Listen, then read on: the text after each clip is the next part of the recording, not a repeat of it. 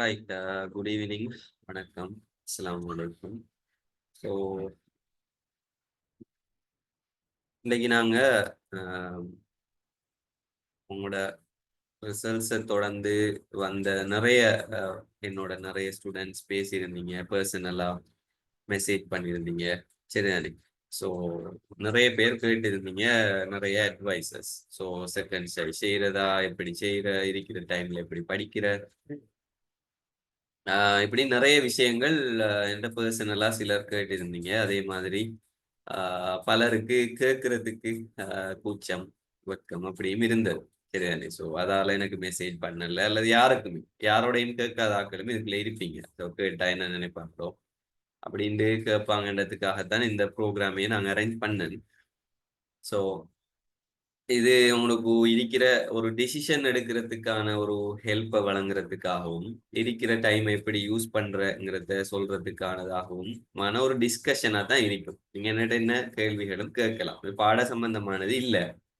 So மற்ற பாடங்கள் physics, chemistry சம்பந்தமாகவும் நீங்க கேட்கலாம். எனக்கு மெட்ஸை பத்தி தெரியாது, அதால நான் பயாலஜி ஸ்டூடெண்ட்ஸுக்கு போட்டது. ஸோ மெட்ஸ்ல ஏ லெவல் மெட்ஸை பத்தி நான் பெருசா தெரிஞ்சில்லை. ஓ லெவல் மெட்ஸ் வரை ரைட். ஸோ இப்போ நான் உங்களோட டிஸ்கஷன் மெத்தட்லேயே போக போறேன். நான் பேசுறது கேட்குதான்னு சொல்லுங்க பாப்போம். மெசேஜ்ல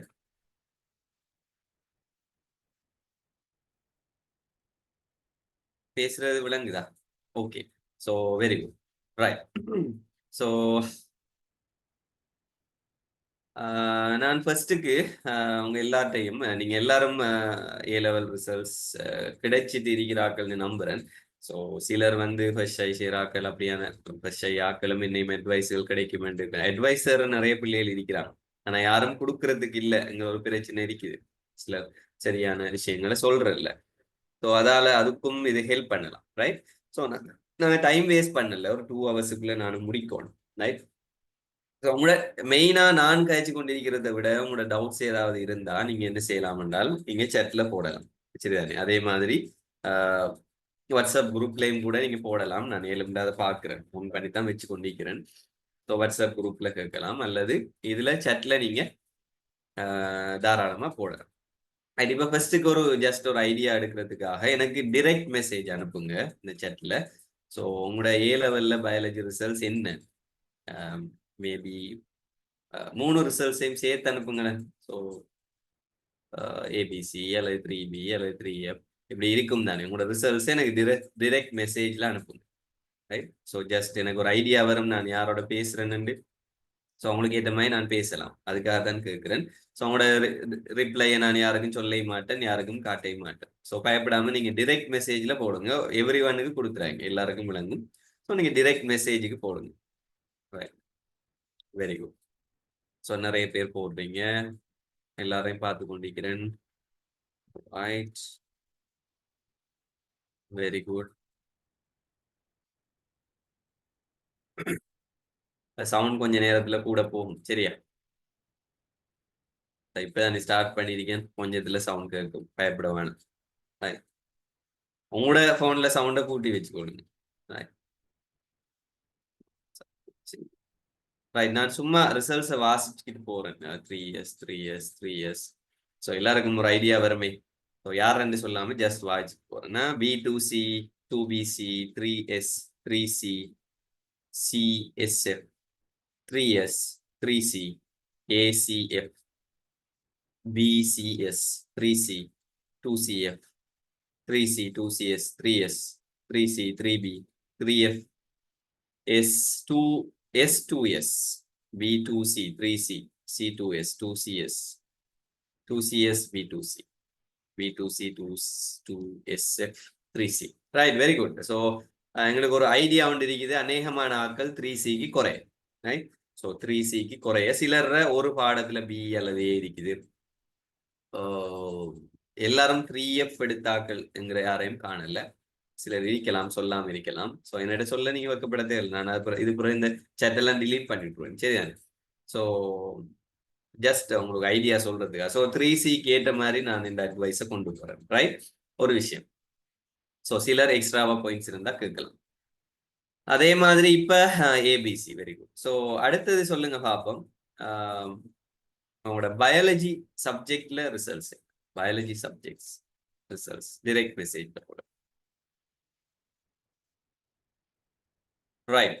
SC, SP, SSS, CF, SCC, SSC, CCC, B. Right. First சை எஃப், செகண்ட் சை C, FC. Right. C. Okay, இனா. ஸோ அநேகமானாக்கள் சிக்கு குறைய இருக்கிறார். ஸோ பிஏ மிச்சம் அரிதா பிஏ இருக்குது. ஸோ அநேகமான எல்லாமே சிக்கு குறைய இருக்கிறார்கள். நிறைய பேர் பயாலஜியில எஸ் இருக்குது. ஸோ எஸ் அல்லது எஃப் இருக்குது. மற்ற பாடத்துல ஏபி எடுத்தார்கள், எஸ் எடுத்த அல்லது எஃப் எடுத்த பாடம் தான் அந்த முறை பயாலஜி தான். ஸோ அப்படித்தான் இருக்குது. ரைட். ஓகே. ஸோ இதுல அடுத்த கொஸ்டின். ஸோ எத்தனை பேர் உங்களோட ஷை எத்தனாவது அட்டம்ப்ட்னு சொல்லுங்க பாப்போம்.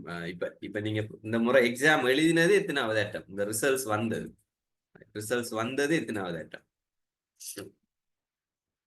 Right. First, second, second, first, second.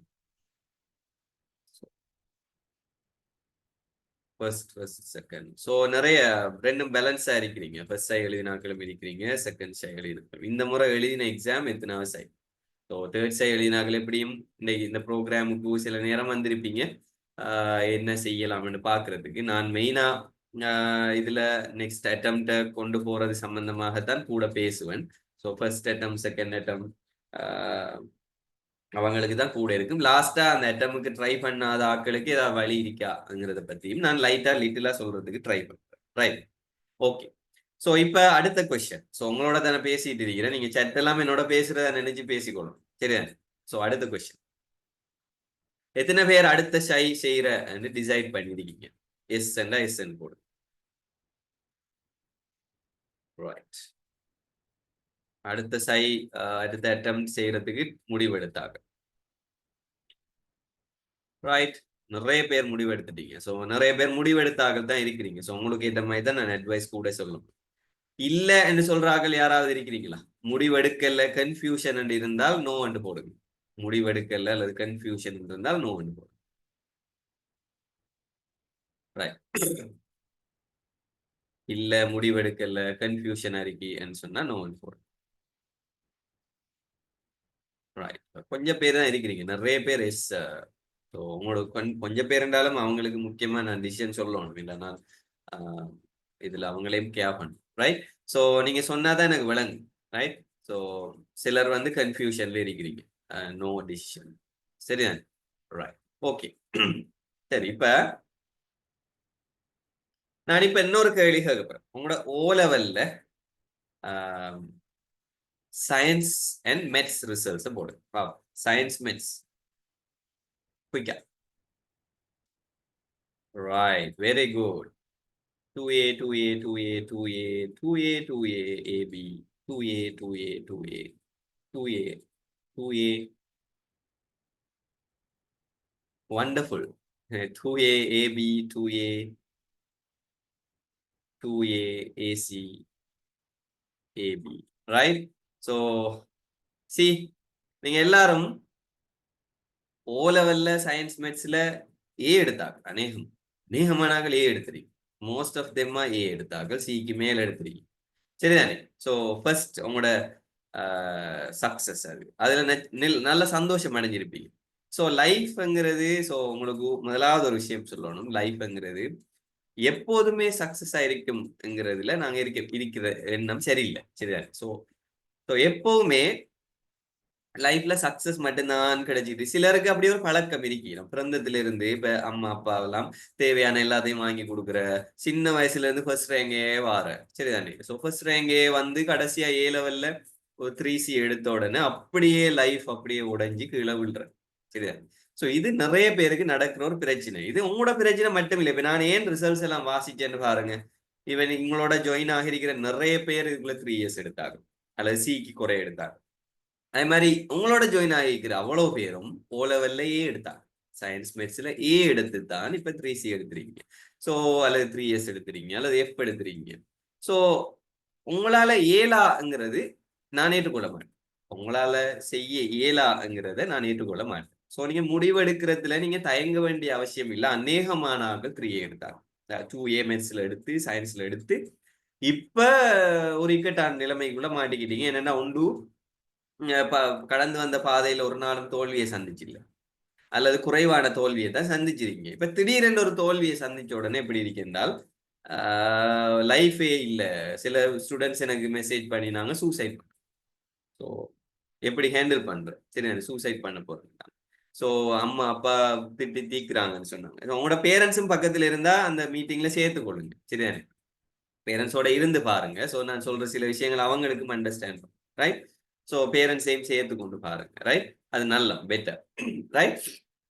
So இப்ப நீங்க ஒரு முதலாவது விஷயம் தெரிஞ்சு கொள்ளுங்க. நான் உட்பட எந்த லைஃப்ல உட்பட தோல்விகள்ங்கிறது வாழ்க்கையில வார ஒரு விஷயம். ஸோ இந்த ரிசல்ட்ஸ் தோல்வி அடைஞ்சது அல்லது குறைஞ்சது ஒரு லைஃப்ல ஒரு விஷயமா நீங்க எடுத்துக்கொள்ளுங்க. சரிதானே? தோல்வியில தான் நிறைய பாடத்தை நாங்க படிக்கலாம். வெற்றியில பாடம் படிக்கலாம். சரிதானே? வின் பண்ணினா நாங்க ஒரு நாளும் யோசிக்கிறோம் இல்லையே, நான் வின் பண்ணினேன், என்னத்தால வின் பண்ணினேன் எப்பயா யூஸ் பண்ணிருக்கீங்களா, யோசிச்சிருக்கீங்களா? இல்ல. நோபடி. சரிதானே? இப்ப ஒரு நல்ல 3A எடுத்த ஒரு பையன் ஒரு நாளும் யோசிக்க போறல, நான் நல்லா படிச்சு வின் பண்ண, நான் என்ன செஞ்சு என்ன டெக்னிக்கை யூஸ் பண்ணதால சக்சஸ் ஆகினேன் வின் பண்ண உடனே யாருமே யோசிக்கிறல. நான் வின் பண்ணிட்டேன் அவ்வளவுதான். ஓஎல்எம் அப்படித்தான். பாஸ் பண்ணின உடனே கடும் சந்தோஷம், ஹாப்பி.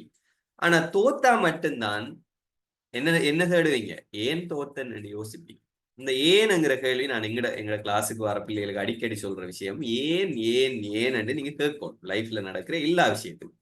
வின் பண்ணினாலும் சரி, தோத்தாலும் சரி, ஏனுங்கிற விஷயத்தை கேட்கணும். கேட்டால் நிறைய விஷயத்துல நீங்க சக்சஸ் ஆகுவீங்க. இப்ப நாங்க அந்த ஏனுங்கிற கேள்வியை இயற்கையாக கேட்க வேண்டிய நிலைக்கு வந்திருக்கிறோம். ஏன் நான் தோத்து. சரியா? முதலாவது நீங்க தோல்வியை எக்ஸெப்ட் பண்ணணும். அதை நீங்க டினை பண்ண இயலாது. சரிதானே? சோ தோல்வி மீன்ஸ் இந்த எக்ஸாம்ல தோல்வி அவ்வளவுதான். சரியா? லைஃப்ல தோல்வி அல்ல. சரியா? நீங்க யோசிச்சு பாருங்க. உங்களோட நான் இதை ஏன் ஸ்டார்ட்லயே சொல்றேன்னா நிறைய பேர் என்னோட அழுதிருக்கிறாங்க. நிறைய பேர் என்னோட சூசைடல் தாட்ஸ் எல்லாம் சொன்னாங்க. சோ அதுக்காக எல்லா பிள்ளைகளுக்கும் நீங்க இந்த விஷயத்த முக்கியமா புரிஞ்சு கொள்ளணும். பிள்ளைகள் உங்களோட ஏஜ்ல இப்படி வாரது நோமல். இதுல மட்டும் இல்ல, எல்லா விஷயத்திலயும் நீங்க யோசிச்சிருப்பீங்க. அம்மா கொஞ்சம் ஃபாஸ்டா திட்டிட்டான்னு சொன்னா, ஏசிட்டான்னு சொன்னா சாகனம் போல இருக்கும்னு சொல்றது. சரியா? அப்பா கொஞ்சம் அடிச்சுட்டாருண்டா சாகனம் போல இருக்குன்னு சொல்றது. டீச்சர் கொஞ்சம் ஏசிட்டாவண்டா சரி போதும் அவ்வளவுதான். அன்றைக்கு ஃபுல்லா நினைச்சு ரூம் எல்லாம் வெள்ளமா ஓடும். சரியா? சோ இது உங்களோட ஏஜுக்குரிய இயல்பு. அது ஒரு வருத்தம் இல்லை. சரியான பிள்ளைகள். சோ நீங்க முதலாவது நினைச்சு கொள்ளுங்க, இது ஒரு லைஃப்ட தோல்வி அல்ல. எக்ஸாம் வெறும் எக்ஸாம். எக்ஸாம் மட்டுமா லைஃப்? யோசிச்சு பாருங்க. ஸோ இதை சொல்லி உங்களை படிக்காம ஆக்குறது அல்ல. சரியா? ஸோ எக்ஸாம் மட்டும் அல்ல லைஃப். ஸோ லைஃப்ல நிறைய விஷயம் இருக்குது. சரியா? ஆனா இது முக்கியமான விஷயம். எக்ஸாம் முக்கியமான விஷயம். ஸோ ஏ லெவல் ஏன் முக்கியம்னா உங்களுக்கு தெரியும். அநேகமான ஆட்களுக்கு தெரியும். சரியா? ஸோ ஏ லெவல் படிச்சா தான் நாங்க உங்களோட ட்ரீம். நீங்க இப்ப ஏ லெவல்ல ஓ லெவல்ல 2A எடுத்த போது என்ன நினைச்சிருப்பீங்கன்னா டாக்டர் ஆகும். சரிதானே? நான் இந்த ஃபீல்டுக்கு போகும், நான் இன்னும் ஆகணும்னு யோசிச்சிருப்பீங்க. ஸோ அது அப்படியே சடனா உடைஞ்ச உடனே உங்களுக்கு கவலை வாரது, வேதனை வாரது நார்மல். சரிதானே? ஸோ அந்த வேதனையெல்லாம் இப்ப அனுபவிச்சு முடிஞ்சுதானே? இப்ப ரிசல்ட்ஸ் கொஞ்ச நாள் போயிட்டு. சரிதானே? ஸோ இனி இப்ப நீங்க கொஞ்சம் செட்டில் டவுன் ஆகிருப்பீங்கன்னு நினைக்கிறேன். இன்னும் அதை யோசிச்சு இது ஓவர் அந்த முதலாண்டு மாதிரி இப்ப மைண்ட் இருக்காது தானே? யாருக்காவது முதலாண்டு இருந்த மாதிரி இப்பயும் மைண்ட் இருக்கா? இல்ல. இப்ப கொஞ்சம் குறைஞ்சிது. அப்படித்தானே? ஸோ உங்களுக்கு தெரியும். ஸோ இப்போ கொஞ்சம் ரிலாக்ஸ் ஆகிருக்கு. ஸோ அதை இன்னும் கொஞ்சம் ரிலாக்ஸ் ஆக தான் நான் கதைச்சேன். எக்ஸாம்ங்கிறது மட்டும் லைஃப் இல்ல. நிறைய லைஃப்ல இன்னும் காண வேண்டியது நீங்க இருக்குது. உங்களுக்கு வயசு நிறைய இருக்குது. படிக்கிற மட்டுமே லைஃப் இல்ல. நிறைய என்ஜாய் பண்ணணும், ஃபெமிலி என்று வரும். இன்னும் இன்னும் நிறைய விஷயங்கள் வரும். சரிதானே? ஸோ அதுக்கெல்லாம் நீங்க ரெடி ஆகும். சரிதானே? ஸோ இப்ப ஃபெயில் ஆகிட்டீங்க. இப்ப என்ன செய்யணும் நெக்ஸ்ட்? ஸோ நான் என்ன சொன்னேன்? ஏனென்று தேடணும். சரிதானே? ஸோ ஏனென்று தேடணும். ஸோ ஏனென்று தேடி அதுக்குரிய சொல்யூஷனை கண்டுபிடிக்கணும். ஸோ நார்மலா ஸ்டூடெண்ட்ஸ் பிரச்சனை என்னென்றால் இது சும்மா ஜஸ்ட் ஒரு பிக்சர். சரிதானே? எனக்கு செய்ய இயலாங்கிறது, செய்ய ஓணுமங்கிறது, செய்வேனுங்கிறது, செய்ய முயற்சிப்பேனுங்கிறது இதெல்லாம் இல்ல சக்சஸை கொண்டு வரும். நான் செய்வேன் என்ற தைரியத்தோட படிக்கணும். அடுத்தது ரைட். ஸோ இப்ப இப்ப இதுல இன்னும் ஒரு சில மாணவர்கள் என்னிட கேட்ட விஷயம் 3F அல்லது பயாலஜில F அல்லது எஸ் எடுத்துட்டாங்க. சிக்கு குறையும். இப்ப சிக்கு குறைய எடுத்தாக்கள் பயாலஜில சிக்கு குறைய எஸ் அல்லது எஃப் எடுத்துன்னு சொன்னா என்ன ரீசன் என்று முதலாவது விளங்கும் ஒரு விஷயம். ரெண்டாவது விஷயம், அதை நாங்க நெக்ஸ்ட் அட்டம்ல ஏ ஆக்குற அளவுக்கு எங்களால ஒர்க் பண்ண இயலுமாங்கிறத விளங்கும் முதலாவது. சரியா? சோ இதுல நீங்க கொஞ்சம் கவனமா இருக்கணும். சரிதானே? சோ எஃப் அல்லது எஸ் எடுக்கிறீங்கடா கருத்து. இப்ப பயாலஜியை நல்லா விளங்கி படிச்சிருந்தீங்கடா, உதாரணமா ஒரு ஹார்ட்டை பத்தி படிங்கன்னு வைங்களேன். இதயத்துல 4.5 இருக்கு. இப்ப இதயத்துல கட்டமைப்பை பற்றி ஒரு கேள்வி வருது என்றால் ஜஸ்ட் விளங்கி நீங்க பாடமாக்கல்ல ரிசோர்ஸ் புக் படிக்கலண்டா கூட ஜஸ்ட் விளங்கினத்தை வச்சாவது நீங்க 4-5 வசனமாவது எழுதியிருந்தால் உங்களுக்கு எஃப் வந்திருக்காது. சரியா? சொல்றது விளங்குது. அதே மாதிரி விளங்கினத்தை எம்சிக்யூல பாடமாக்கவே தேவையில்லை. நிறைய விஷயம் பயாலஜில நிறைய விஷயம் விளங்கி படிச்சிருந்தீங்க என்றால் எம்சிக்யூலயாவது கொஞ்சம் மார்க்ஸ் வந்துருக்கு. எஸ்ஐல கொஞ்சமாவது நீங்க கட்டி கட்டி தெரிஞ்சது யோசிச்சதை வச்சாவது எழுதியிருப்பீங்க. எழுதியிருந்தால் என்ன நடந்திருக்கும்? ஸோ உங்களுக்கு ஒரு சியாவது வந்திருக்கும். எஃப் எடுத்திருக்கீங்க அல்லது எஸ் எடுத்திருக்கீங்க என்றால் நீங்க ஒன்று விளங்கி படிக்கிறதுல விளங்கி படிச்சில்ல பயாலஜியை விளங்கி படிக்கல. பிசிக்ஸ் கெமிஸ்ட்ரியும் அப்படித்தான் இல்லையா? சமன்பாடை மட்டும் பாடமாக்கி பிசிக்ஸ் கெமிஸ்ட்ரி செய்யலாம். கொஞ்சம் அதுக்கு பின்னால இருக்கிற கன்செப்டை படிக்கணும். அதுவும் பிசிக்ஸ்ல வார கேள்வி எல்லாம் அப்ளைட் கேள்வி. இதெல்லாம் நிறைய பேர் உங்களுக்கு சொல்லியிருப்பாங்க. ஸோ நான் திருப்பி திருப்பி சொல்லல. சரிதானே? ஸோ அப்ளைட் கேள்வி. அந்த அப்ளைட் கேள்விக்கு நீங்க என்ன செய்யப்படா வெறுமனே சமன்பாடை மட்டும் பாடமாக்கி வச்சுட்டு எக்ஸாம் செய்ய போனீங்கன்னு சொன்னால் அது ஃபெயிலியர்ல போய் முடியறதுக்கான சான்ஸ் நிறைய இருக்கு. சரிதானே? சோ இப்ப நாங்க முதலாவது செய்ய வேண்டிய வேலை உங்களோட தோல்வியை எக்ஸெப்ட் பண்றது. எக்ஸெப்ட் பண்ணிட்டீங்க தானே? எல்லாருக்கும் குறைய மார்க்ஸ் வந்து ரைட், ஓகே. இப்ப எல்லாம் முடிஞ்சு, கவலைப்பட்டெல்லாம் முடிஞ்சு. இப்ப நெக்ஸ்ட் ஸ்டெப் என்ன? சோ உங்களோட ரிசல்ட்ஸ் வந்து 3Cயை விட குறையென்றால், 3 பாடத்திலையும் 3Cயை விட குறையென்றால் செகண்ட் அட்டம் எழுத வேண்டிய காலம், அடுத்த அட்டம் நீங்க செய்யறதுக்குரிய காலம் நவம்பர். இந்த நவம்பருக்கு வரைக்கும் உங்களுக்கு இருக்கிற மொத்த மாசம் 5 அல்லது 6 மாசம். சரியா? 5 அல்லது 6 மாசம் தானே இருக்கு.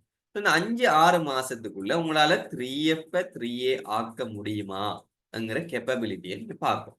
சரிதானே? சோ இப்ப இது ஒரு டிசிஷன் எடுக்க கஷ்டமான ஒரு இடம். சரிதானே? ஸோ ஏன்னா 3F 3A ஆக்குறதுங்கிறதுக்கு நிறைய ஹார்ட் ஒர்க் பண்ணணும். கொஞ்சம் ஹார்ட் ஒர்க் காணும். நிறைய ஹார்ட் ஒர்க் பண்ணணும். ஸோ இருக்கிற அவ்வளவு மாசத்துல இப்ப உதாரணமா நீங்க 3F எடுக்க காரணம் ஏற்கனவே தியரி ஒழுங்கா படிச்சில்ல. அப்ப அந்த தியரியை திருப்பி படிக்க வேண்டி இருக்கு. பேப்பரே செஞ்சில்ல. பேப்பர் அவ்வளவும் செய்ய வேண்டி இருக்கு. இருக்கிற 6 மந்த்துக்குள்ள அவ்வளவு தியரியையும் விளங்கி எடுத்து பேப்பரையும் செய்ய உங்களுக்கு டைம் காணுமான்னு சொன்னா எனக்கு என்ன தெரியும். ஸோ உங்களோட அந்த நீங்க வீட்டையே இருந்து 24 ஹவர்ஸ் படிச்சு நித்திரையை இழந்து நிறைய தியாகம் செஞ்சா சில நேரம் செய்யாம இல்ல பிள்ளைகள். சரிதானே? ஆக்கள் செய்யாம இல்ல. ஏன்னா நீங்க எல்லாம் உங்களவெல்ல 2A எடுத்தாங்க சயின்ஸ் மேத்ஸ்ல. ஸோ உங்களால செய்ய இயலாம இல்லை. நான் செய்ய இயலான்னு சொல்ல மாட்டேன். ஆனா அதுக்குரிய ஹார்ட் ஒர்க் போடுறதுக்குரிய தைரியம், அதுக்குரிய ஃபெசிலிட்டிஸ், அதுக்குரிய இயலுமை உங்கள்ட்ட இருக்கான்னு நல்லா பார்த்துக்கணும். சரிதானே? சோ அந்த இயலுமை இருக்கான்னு சொல்லி நீங்க பார்த்துக்கொள்ளணும் ஃபர்ஸ்ட் விஷயம். ரைட்? ரெண்டாவது, அந்த இயலுமை இருக்கென்றால் ஷுவராக நீங்க செகண்ட் சைஸ் செய்யணும். அடுத்த அட்டம் செய்யணும். சரிதானே? அடுத்த அட்டம் செஞ்சே ஆகணும்.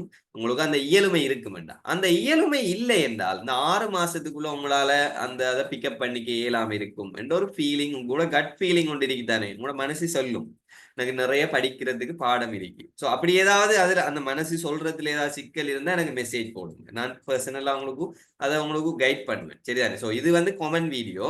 ஸோ கொமெண்ட் கிளாஸ் இல்ல, கொமெண்ட் டிஸ்கஷன். பர்சனலா அவங்களுக்கு அட்வைஸ் தேவைன்னா பர்சனலா கேட்டுக்கொள்ளுங்க. சரி, ஒவ்வொருவருக்கும் ஏற்ற மாதிரி சொல்றதுக்கு பர்சனல் தான் சரி. இப்போதைக்கு நான் கொமெண்டா சொல்ற விஷயங்களை மட்டும் சொல்லி முடியும். ரைட்? ஸோ அப்ப அப்படியான முடிவு உங்களுக்கு, அதாவது உங்களால ஏலும்.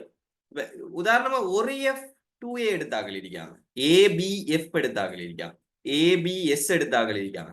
அப்ப உங்களுக்கு மற்ற 2 பாடமும் ஓகே. ஆனா இதுலதான் ஒரு பாடத்துல மட்டும் எஸ் அல்லது எஃப் நீங்க ஷூரா செய்யுங்க அடுத்த. ஏன்? அது உங்களுக்கு இருக்கிற காலம் போதும் தாராளம் 6. ஏன்னா மற்ற 2 பாடமும் நீங்க நல்லா அப் டு டேட் அதுல நீங்க பேப்பர் செஞ்சா காணும். இந்த பாடத்தை மட்டும் நல்லா விளங்கி அதுக்கு கொஞ்சம் மெனக்கட்டிங்கன்னா ஓகே. ஆனா நான் இப்ப கதைச்சு கொண்டிருக்கிறது 3 பாடம். சரிதானே? ஸோ 3 பாடமும் உங்களுக்கு 3Sக்கு 3Cக்கு குறைய 2C 3S அல்லது 3F இருக்குமா இருந்தால் அல்லது 2S இருக்குமா இருந்தால் அப்படியான ஆட்கள் கொஞ்சம் யோசிங்க. உங்களால அந்த 3 பாடத்தையும் பிக்கப் பண்றது டைம் இருக்குமா? ஸோ உங்களுக்கு 2 ஆப்ஷன் இருக்கு. உங்களுக்கு ஹார்ட் ஒர்க் செய்ய நீங்க ஃபர்ஸ்ட் அட்டெம்ப்ட் என்றால் நீங்க செஞ்சது ஆல்ரெடி ஃபர்ஸ்ட் அட்டெம்ப்ட் உங்களுக்கு இருக்கிற 6 மந்த்துக்குள்ள உங்களால செய்யலுமென்ற ஒரு நம்பிக்கை இருந்தால் ஷுவரா நீங்க செய்யலுமென்ற நம்பிக்கை இருந்தா நீங்க செய்யுங்க. அதுல எந்த தடையும் இல்லை. சரிதானே? ஆனா கொஞ்சம் பயமா இருக்குதுன்னு சொன்னா ஃபர்ஸ்ட் அட்டெம்ப்டா கொஞ்சம் ட்ரை பண்ணி பார்க்கலாம். செகண்ட் அட்டெம்ப்டா உங்களுக்கு ஒரே ஒரு அட்டம் தான் இருக்கு பிள்ளைகள். இன்னொரு அட்டம் தான் இருக்கு. அந்த அட்டம்டும் வேஸ்ட் ஆகினா அங்கால நீங்க இவ்வளவு காலமும் வேஸ்ட் பண்ணினா அவ்வளவு டைமும் வேஸ்ட் ஆகும். இப்ப யோசிச்சு பாருங்க. ஸோ நீங்க ஏ லெவல் படிக்கிறதுக்காக எவ்வளவு டைமை வேஸ்ட் பண்றீங்க, எவ்வளவு மணியை வேஸ்ட் பண்றீங்க.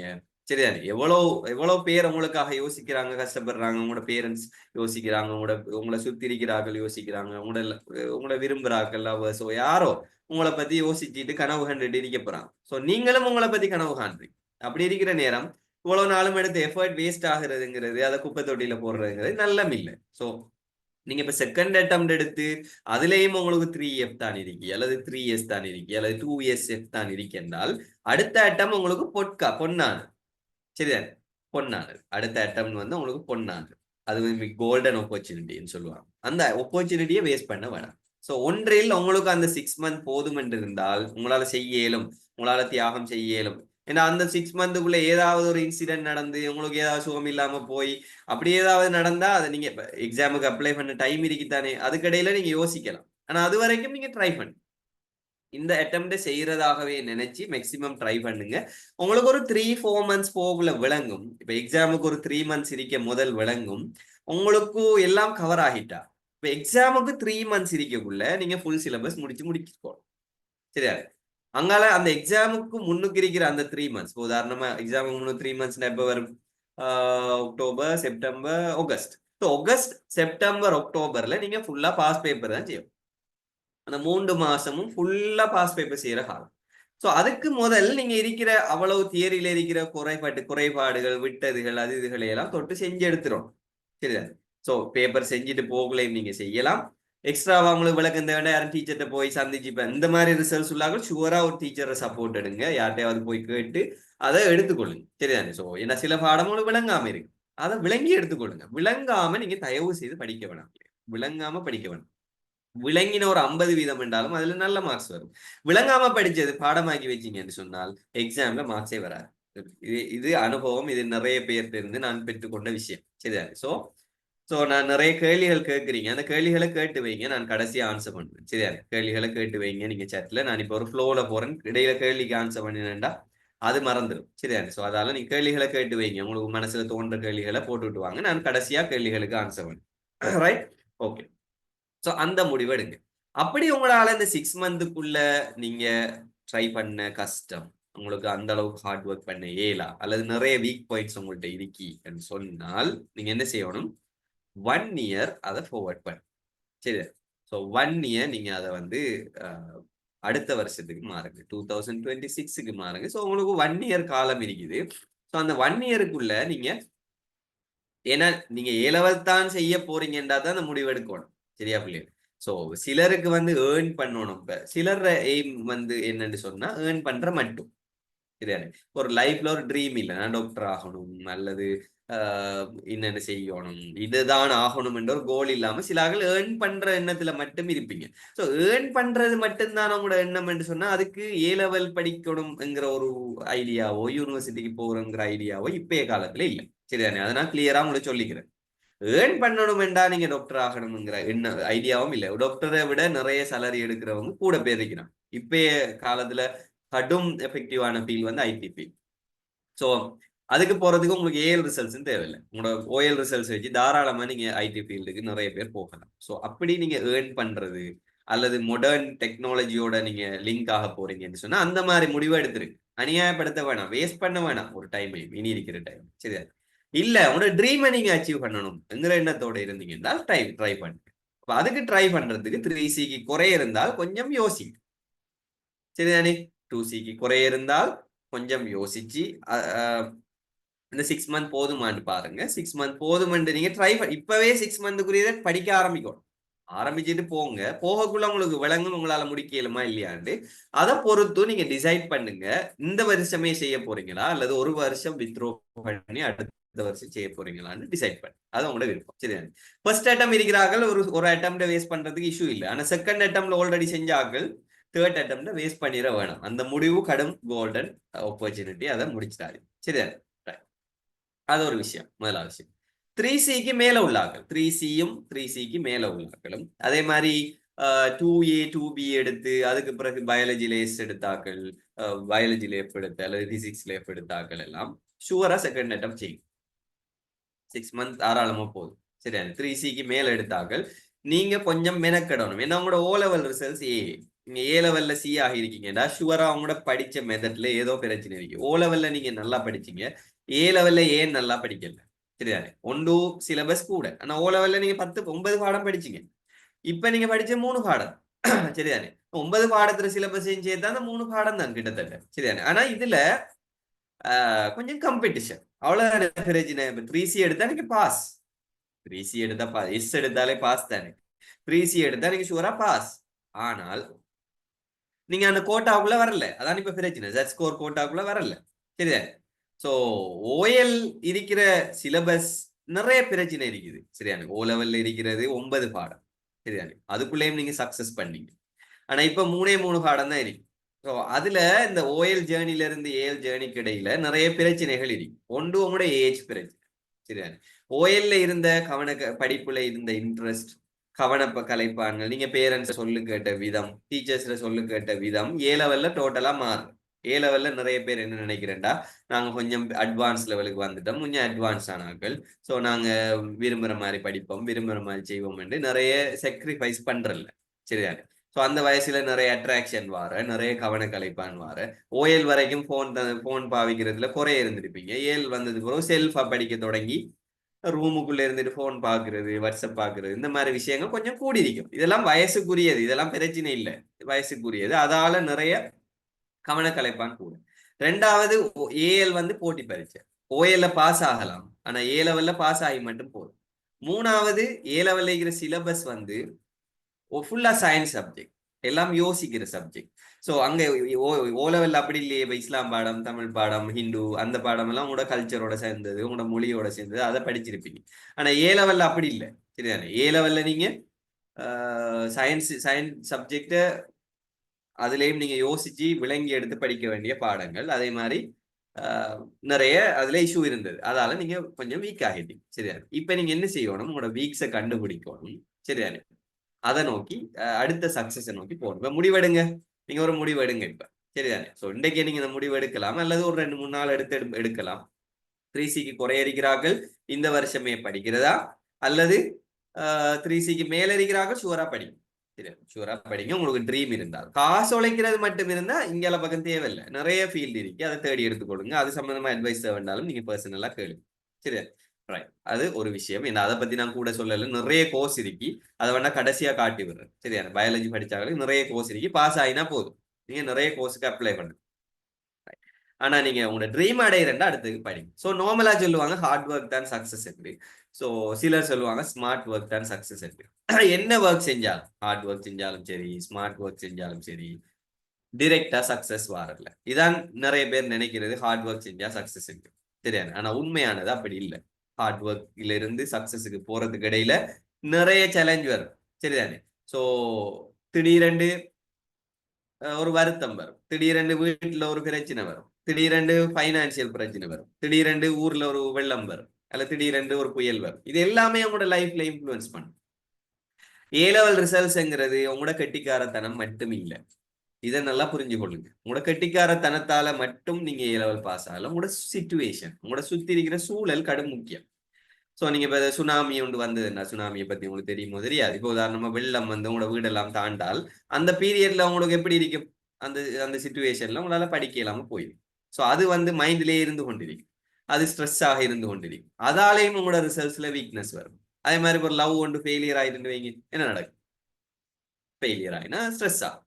ஸோ இப்படி நிறைய விஷயம் சேர்ந்ததுதான் சக்சஸ். தனியோட நாலேஜோ உங்களோட ப்ராக்டிஸ் மட்டுமோ இல்லை, உங்களோட சூழல் எல்லாமே சேர்ந்துருக்கு. ஸோ நீங்க என்ன செய்யலாம் என்றால், ஸோ இப்போ உங்களோட வீக்னஸ் எல்லாம் என்னன்னு நீங்க பாருங்க. சரியா?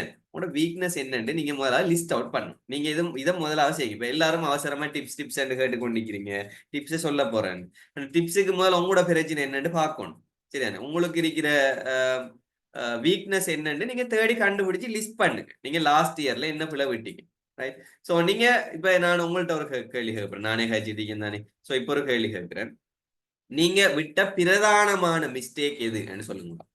பிரதானமான மிஸ்டேக் நீங்க ஏ லெவல்ல குறைஞ்ச ரிசல்ட்ஸ் வர பிரதானமா விட்ட மிஸ்டேக் ஒன்று ஐடென்டிஃபை பண்ணிக்கலான்னு பார்ப்போம். சரி, என்ன ஐடென்டிஃபை பண்ணிருக்கிறீங்க?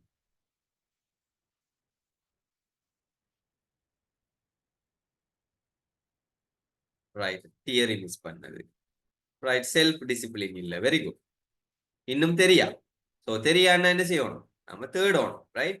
ஸோ கன்செப்ட் புரியாம பாடமாகிறது. இது நான் பிள்ளைகளுக்கு எங்கள்கிட்ட இப்போ வர கிளாஸ்ல வர பிள்ளைகளுக்கும் சொல்றது. ப்ரோகாஸ்டினேஷன். Very good. ஸோ நாளைக்கு செய்ய போறோம் நாளைக்கு செய்ய போறோம் வருது. ரைட். பேப்பர் செய்யல. Very good.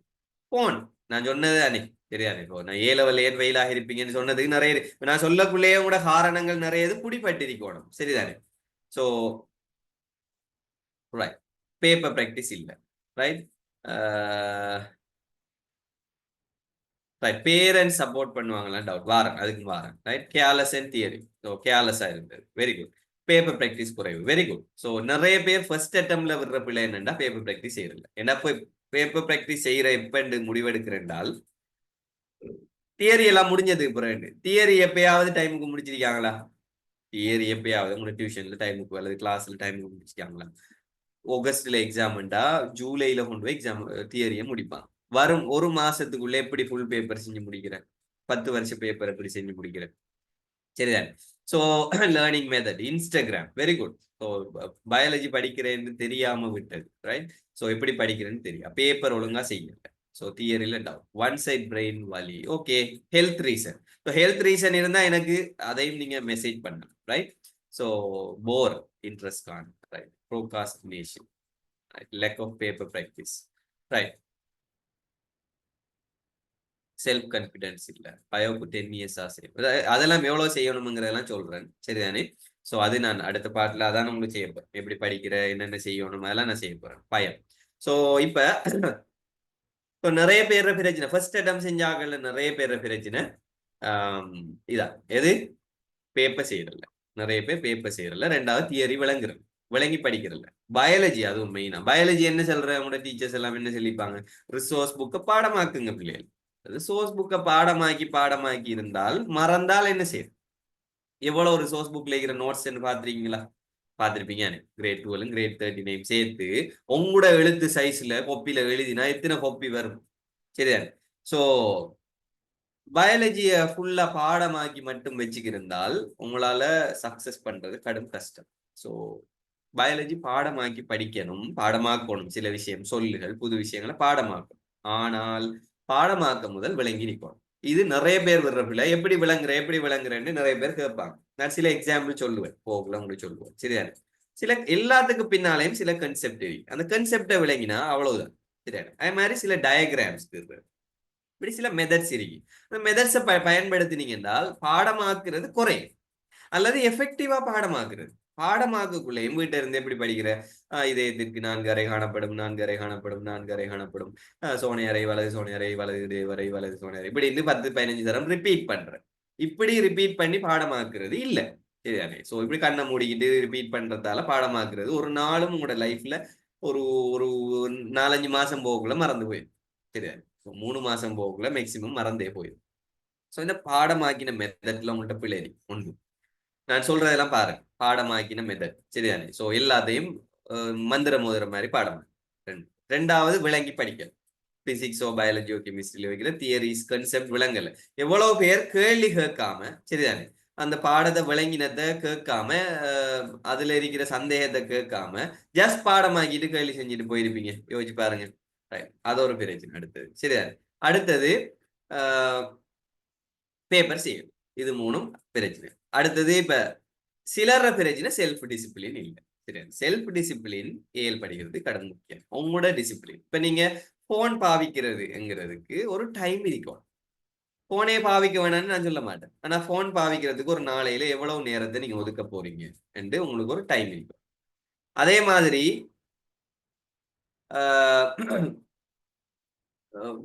ஒவ்வொரு நாளும் படிக்கணுங்கிறதுல நீங்க உறுதியா இருக்கும். சரிதானே? ஒரு நாள்ல இப்ப நாளைக்கு படிப்போம், நாளை அன்றைக்கு படிப்போம். ப்ரோகாஸ்டினேஷன் நிறைய பேர் இருக்கிற பிரச்சனை. எக்ஸாமுக்கு நாள் கிடக்கு தானே, நாளைக்கு படிப்போம். இதுக்கு என்ன ரீசன் நினைக்கிறீங்க? ஏன் நாளைக்கு படிப்போம் நாளைக்கு படிப்போம் நாள் தூரம். சரிதானே? எக்ஸாம் இருக்கிறப்ப இப்பயும் நினைப்பீங்க இன்னும் 6 மாசம் இருக்குதானே, ஸோ இன்னும் கொஞ்சம் நாளையால தொடங்கும் நன்றி யோசிச்சுட்டு இருப்பீங்க. அதால வார விளைவு என்னென்றால், இப்ப இருக்கிற விஷயமெல்லாம் சேர்ந்து சேர்ந்து சேர்ந்து நோட்ஸ் எல்லாம் கட்டுக்கட்டா போய், சரிதானே, நோட்ஸ் எல்லாம் கட்டுக்கட்டா சேர்ந்து கடைசியா நவம்பர் வார நேரம் நாளைக்கு இந்த எக்ஸாம் அன்றைக்கு முதல் அண்டு தான் நாளைக்குங்கிற பிரச்சனை வரும். சரிதானே? ஸோ அதால எக்ஸாமுக்கு நாளைக்கு எப்படி படிக்கிற, சரிதானே, படிக்கணும். ஸோ இப்ப இருந்தே நீங்க தொடங்கும், ரைட்? ஸோ நான் சில வீக்னஸ்களை குயிக்கா சொல்லிட்டு போறேன், சரிதானே? ஸோ இப்ப எப்படி செய்யலாம்ங்கிறத பாக்குறதுக்கு முதல்ல உங்கள்ட்ட இருக்கக்கூடிய சில பிரச்சனைகள், நீங்க சொன்ன பிரச்சனைகள் தான். ஒன்று, விளங்கி படிக்கல. ரெண்டாவது, டீச்சர்ஸை ஓவரா நம்பிட்டு இருக்கிறது. சரிதானே? இப்ப சிலர் சொல்ற என்னண்டா, பாஸ் ஆயினோன்னு டீச்சர் படிப்பிச்சு இந்த டீச்சர்கிட்ட படிச்சு பாஸ் ஆகி, அல்லது இந்த டீச்சர்கிட்ட போனதால பாஸ் ஆகல, சரிதானே? இப்படி சில டீச்சர்ஸ் சொல்ற பிள்ளை, அல்லது மெயினா ஏ லெவல் பாஸ் ஆகுறதுங்கிறது டீச்சர்ஸை விட உங்கள தான் இருக்கு. உங்களோட ஒர்க், சரியா, உங்களோட ஹார்ட் ஒர்க்ல தான் இருக்குது. அதே மாதிரி ஸ்மார்ட் ஒர்க்லயும் இருக்குது. அடுத்தது நான் ஏற்கனவே சொன்ன மாதிரி அவங்களோட இதுகள் கன்செப்டை விளங்காம கேள்வி கேட்கறதில்ல. இப்போ எந்த கிளாஸ்ல மெயினா நான் பிள்ளைகள்கிட்ட சொல்ற ஒரே விஷயம் கேள்வி கேளுங்க. டீச்சர்ஸ் கேள்வி கேட்டா விட சொல்லுவாங்க. நீங்க நிறைய நேரம் பக்கத்துல கேட்காம இருப்பீங்க. உங்களோட லைஃபுக்கும் கேள்வி கேட்கறது உங்களுக்கு தான்.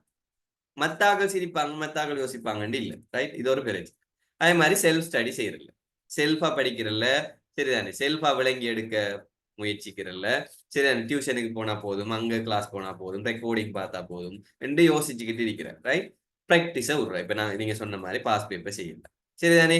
ஸோ அடுத்தது, நீங்க எல்லாருமே நிறைய பேர் சொன்ன பிரச்சனை ப்ரோகாஸ்டினேஷன். நாளைக்கு செய்யறேன் நாளைக்கு செய்யறேன், ரேம், சரிதானே, எல்லாத்தையும் சேர்த்து வச்சு கடைசியா படிக்கிறது, சரி, ரைட்? இதே மாதிரி சில நான் அகாடமிக் சேலஞ்சஸும் நீங்க சொன்னீங்க. என்ன, உங்கள்ட்ட கோல் இல்லை. இப்ப சிலர் சொல்றீங்க இன்ட்ரெஸ்ட் இல்லை. ஏன் இன்ட்ரெஸ்ட் இல்லை? இப்ப இதுக்கு நான் ஒரு விட சொல்ல போறேன், சரிதானே? ஸோ இதை நீங்க ஃபாலோ பண்ணீங்கன்னா உங்களுக்கு இன்ட்ரெஸ்ட் வரும், சரிதானே? இன்ட்ரெஸ்ட் இல்லை, இப்போ உங்களுக்கு டாக்டர் ஆகினா என்ன, உதாரணமா ஒரு கிரிக்கெட் பாக்குறீங்க, இல்ல நாடகம் பாக்குறீங்க, அதுல ஏன் இன்ட்ரெஸ்ட் இருக்குது? அடுத்தது என்ன நடக்கும்ங்கிறது உங்களுக்கு ஒரு இன்ட்ரெஸ்ட், சரிதானே? அப்படித்தானே? நாளைக்கே நாடகம் வரும், இன்றைக்கு நாடகம் வந்து இன்னொரு வருஷத்துக்கு பிறகு வருதுண்டா எப்படி இருக்கும்? கொஞ்ச நாள் போகல அந்த நாடகத்துல இன்ட்ரெஸ்டே போயிடும். அடுத்த வருஷம் அந்த நாடகம் வந்ததுக்கு பிறகுதான் திருப்பி அந்த இன்ட்ரெஸ்ட் வரும். ஆனா டெய்லி நாடகம் வரதால என்ன நடக்குது? நாளைக்கு என்ன நடக்கும், நாளைக்கு என்ன நடக்கும், நாளைக்கு என்ன நடக்கும் ஒரு இன்ட்ரெஸ்ட்ல போகும். கிரிக்கெட்டும் அப்படித்தான். எந்த டீம் வெல்லும், எந்த டீம் வெல்லும், ஏன்னா எல்லாம் ஷார்ட் டைம். ஆனா உங்களோட ஏ லெவல் எத்தனை டைம்? 2 இயர்ஸ். ஸோ 2 இயர்ஸுக்கு பிறகுதானே உங்களோட ரிசல்ட்ஸ் தெரியும், உங்களோட மைண்ட்ல பதிச்சிட்டீங்க. ஸோ பதிச்ச உடனே டைம் இருக்கு தானே, ரிசல்ட்ஸ் வரும் தானே, காத்துக்கு இருந்து இருந்து இருந்து இருந்து கடைசியில நம்ம என்ன செஞ்சிட்டோம், அதுல குறைவா வந்துட்டோம், சரிதானே? ஸோ இப்ப இதை எப்படி சரி கட்டுற? ஸோ இப்ப நீங்க யோசிச்சு பாருங்க, இன்றைக்கு இப்ப நாளைக்கு அல்லது 2 இயர்ஸுக்கு பிறகு நீங்க ஏ லெவல்ல 3 அல்லது 6 மந்த்துக்கு பிறகு நீங்க 3 எடுக்கிறது, அல்லது யூனிவர்சிட்டிக்கு போய் நீங்க டாக்டர் ஆகிறது எல்லாம் ஃபியூச்சர். ஃபியூச்சர்ங்கிறது ஒரு இமேஜ், ஒரு கற்பனை, சரிதானே? ஃபியூச்சர்ங்கிறது ஒரு கற்பனை. அது நடக்குமா நடக்காதான்னு உங்களால ஷுவரா சொல்லலாம், சரிதானே? நாளைக்கு சூரியன் உதிக்குமாங்கிறது உங்களால தெரியாது. ஆனா இன்றைக்கு நீங்க உயிரோட இருக்கிறீங்க, இன்றைக்கு நீங்க இருக்கிறீங்க. சோ இன்றைக்கு என்னத்தை நீங்க அச்சீவ் பண்ணீங்க என்ற ஒரு இன்ட்ரெஸ்ட், ஒரு ஒரு கோல் இருக்கும் என்றால் இன்றைக்கு உங்களுக்கு இன்ட்ரெஸ்ட் வரும். இப்போ உதாரணமா நீங்க காலையில எழும்பின உடனே நீங்க ஒரு 2 3 கோல் வைக்கணும். படிப்பு சம்பந்தமான கோலும் இருக்கும், இன்னும் சில கோலும் இருக்கும். உதாரணமா வேற வேற கோல்ஸ் இருக்கும், சரியா? நான் படிப்பை மட்டும் கன்சென்ட்ரேட் பண்றேன். இப்ப சிலருக்கு ஓவரா ஜோக் அடிச்சா பிடிக்கும், சிலருக்கு நான் வந்து ஓவரா கதைக்கிறது பிடிக்காது. ஸோ எல்லாத்தையும் பேலன்ஸ் பண்ணி தான் அந்த ப்ரோக்ராம் செய்யணும். பல வகையான மாணவர்கள் இருக்கிறீங்க, சரிதானே? அதால கொஞ்சம் சிலருக்கு பிடிக்காத விஷயம் வரக்குள்ள பொறுத்து கொள்ளணும், சரிதானே? எல்லாருக்கும் எல்லாம் பிடிக்காது, ரைட்? ஸோ அப்ப இன்றைக்கு எழுப்பின உடனே நீங்க காலையில அன்றைக்கு நைட் தூங்க போகும் முதல் உங்களுக்கு என்னென்ன விஷயம் செஞ்சிருக்கணும்ங்கிற 3 கோல் இருக்கும், குறைஞ்சது 3 கோல். உதாரணமா இன்றைக்கு பயாலஜில யூனிட் 1 அல்லது யூனிட் 2ல இந்த பாட்டை முடிப்பேன், அதுல இருக்கிற பேப்பரை செய்வேன், ஒரு கோல். ரெண்டாவது பிசிக்ஸ்ல இந்த பாட்டை முடிப்பேன், ஒரு கோல். கெமிஸ்ட்ரியில இந்த பாட்டை முடிப்பேன், 3 கோல் வச்சாச்சா? சின்ன சின்ன பாட், பெரிய பாட்டு இல்ல, சின்ன சின்ன பாட். தூங்க போகக்குள்ள என்ன செஞ்சிருக்கணும், அந்த 3ஐயும் முடிச்சிருக்கணும். முடிச்சா இப்ப உங்களுக்கு என்ன நடக்கும்? Satisfaction, right. ஸோ சாட்டிஸ்ஃபேக்ஷன் வந்தா தான் அதுல இன்ட்ரெஸ்ட் வரும். ஸோ 2 வருஷத்துக்கு ஒரு எக்ஸாம் எழுதித்தான் பாஸ் ஆகுவேன், அது வரைக்கும் படிக்கணும் என்று யோசிச்சுக்கிட்டு இருந்தீங்க என்றால் உங்களுக்கு இன்ட்ரெஸ்ட் வராது. சரி, இன்ட்ரெஸ்ட் வரேன்டா இன்றைக்கு உங்களுக்கு கோல் வைக்கணும். யாருமே நீங்க செஞ்சில, எனக்கு தெரியும் ஷுவரா. இன்றைக்கு இன்னதை படிக்கணும் என்று சொல்லி அதை முடிக்கிறதுக்காக ட்ரை பண்ணாக்கள் மிச்சம் குறைய 1-2 பேர் தான் இருப்பீங்க. சரிதானே? சிலர் செஞ்சிருப்பீங்க, சிலர் செஞ்சிருக்க மாட்டீங்க. ஸோ நிறைய பேர் செய்யறல்ல. சரிதானே? ஸோ இன்றைக்கு காலையில எழுப்பினா முதல் வேலையா நீங்க என்ன செய்யுங்க நாளையில இருந்து. சரிதானே? நாளைக்கு இரவைக்கு தூங்க முதல் நீங்க செய்ய வேண்டிய 3 வேலைகளை மட்டும் போடுங்க. 15 வேலை போட்டீங்கன்னா ஒன்றும் முடியாது, கடைசியில குழம்பி கிடக்கும் எல்லாம். 3 வேலை. சரி, 3 வேலையை மட்டும் லிஸ்ட் பண்ணுங்க. அந்த 3 வேலையும் தூங்க முதல் முடிச்சுட்டு தூங்கும். அதான் நான் டேட் ஆகும். முடிச்சு பாருங்க எவ்வளவு சாட்டிஸ்பேக்ஷனா இருக்கும். ரைட், இன்றைக்கு 3 படிச்சாச்சு. ஸோ A level 2 வருஷம் இருந்தாலும் அந்த 2 வருஷ கோலை அடையிறதுக்கான 3 விஷயத்தை நான் இன்றைக்கு படிச்சு முடிச்சுட்டேன் என்கிற ஒரு சந்தோஷம் வருமா இல்லையா? ஸோ நிம்மதியா தூங்கலாம், ஸ்ட்ரெஸ் இருக்காது. இப்படி ஒவ்வொரு நாளும் 3 விஷயத்த முடிச்சுட்டு போனால் இருக்கிற 6 மாசத்துல எவ்வளவு விஷயத்த முடிக்கலும் யோசிச்சு பாருங்க. அவ்வளவு வச்சு எக்ஸாம் செஞ்சாலே நீங்க பாஸ் ஆயிடும். சரிதான்? சோ இத நீங்க மைண்ட்ல வச்சுக்கோங்க. சரியான? இது கோல் இல்லாதாக்கள், இன்ட்ரெஸ்ட் இல்லாதாக்கள்ல பிரச்சனை. அடுத்த பிரச்சனை டைம் மேனேஜ்.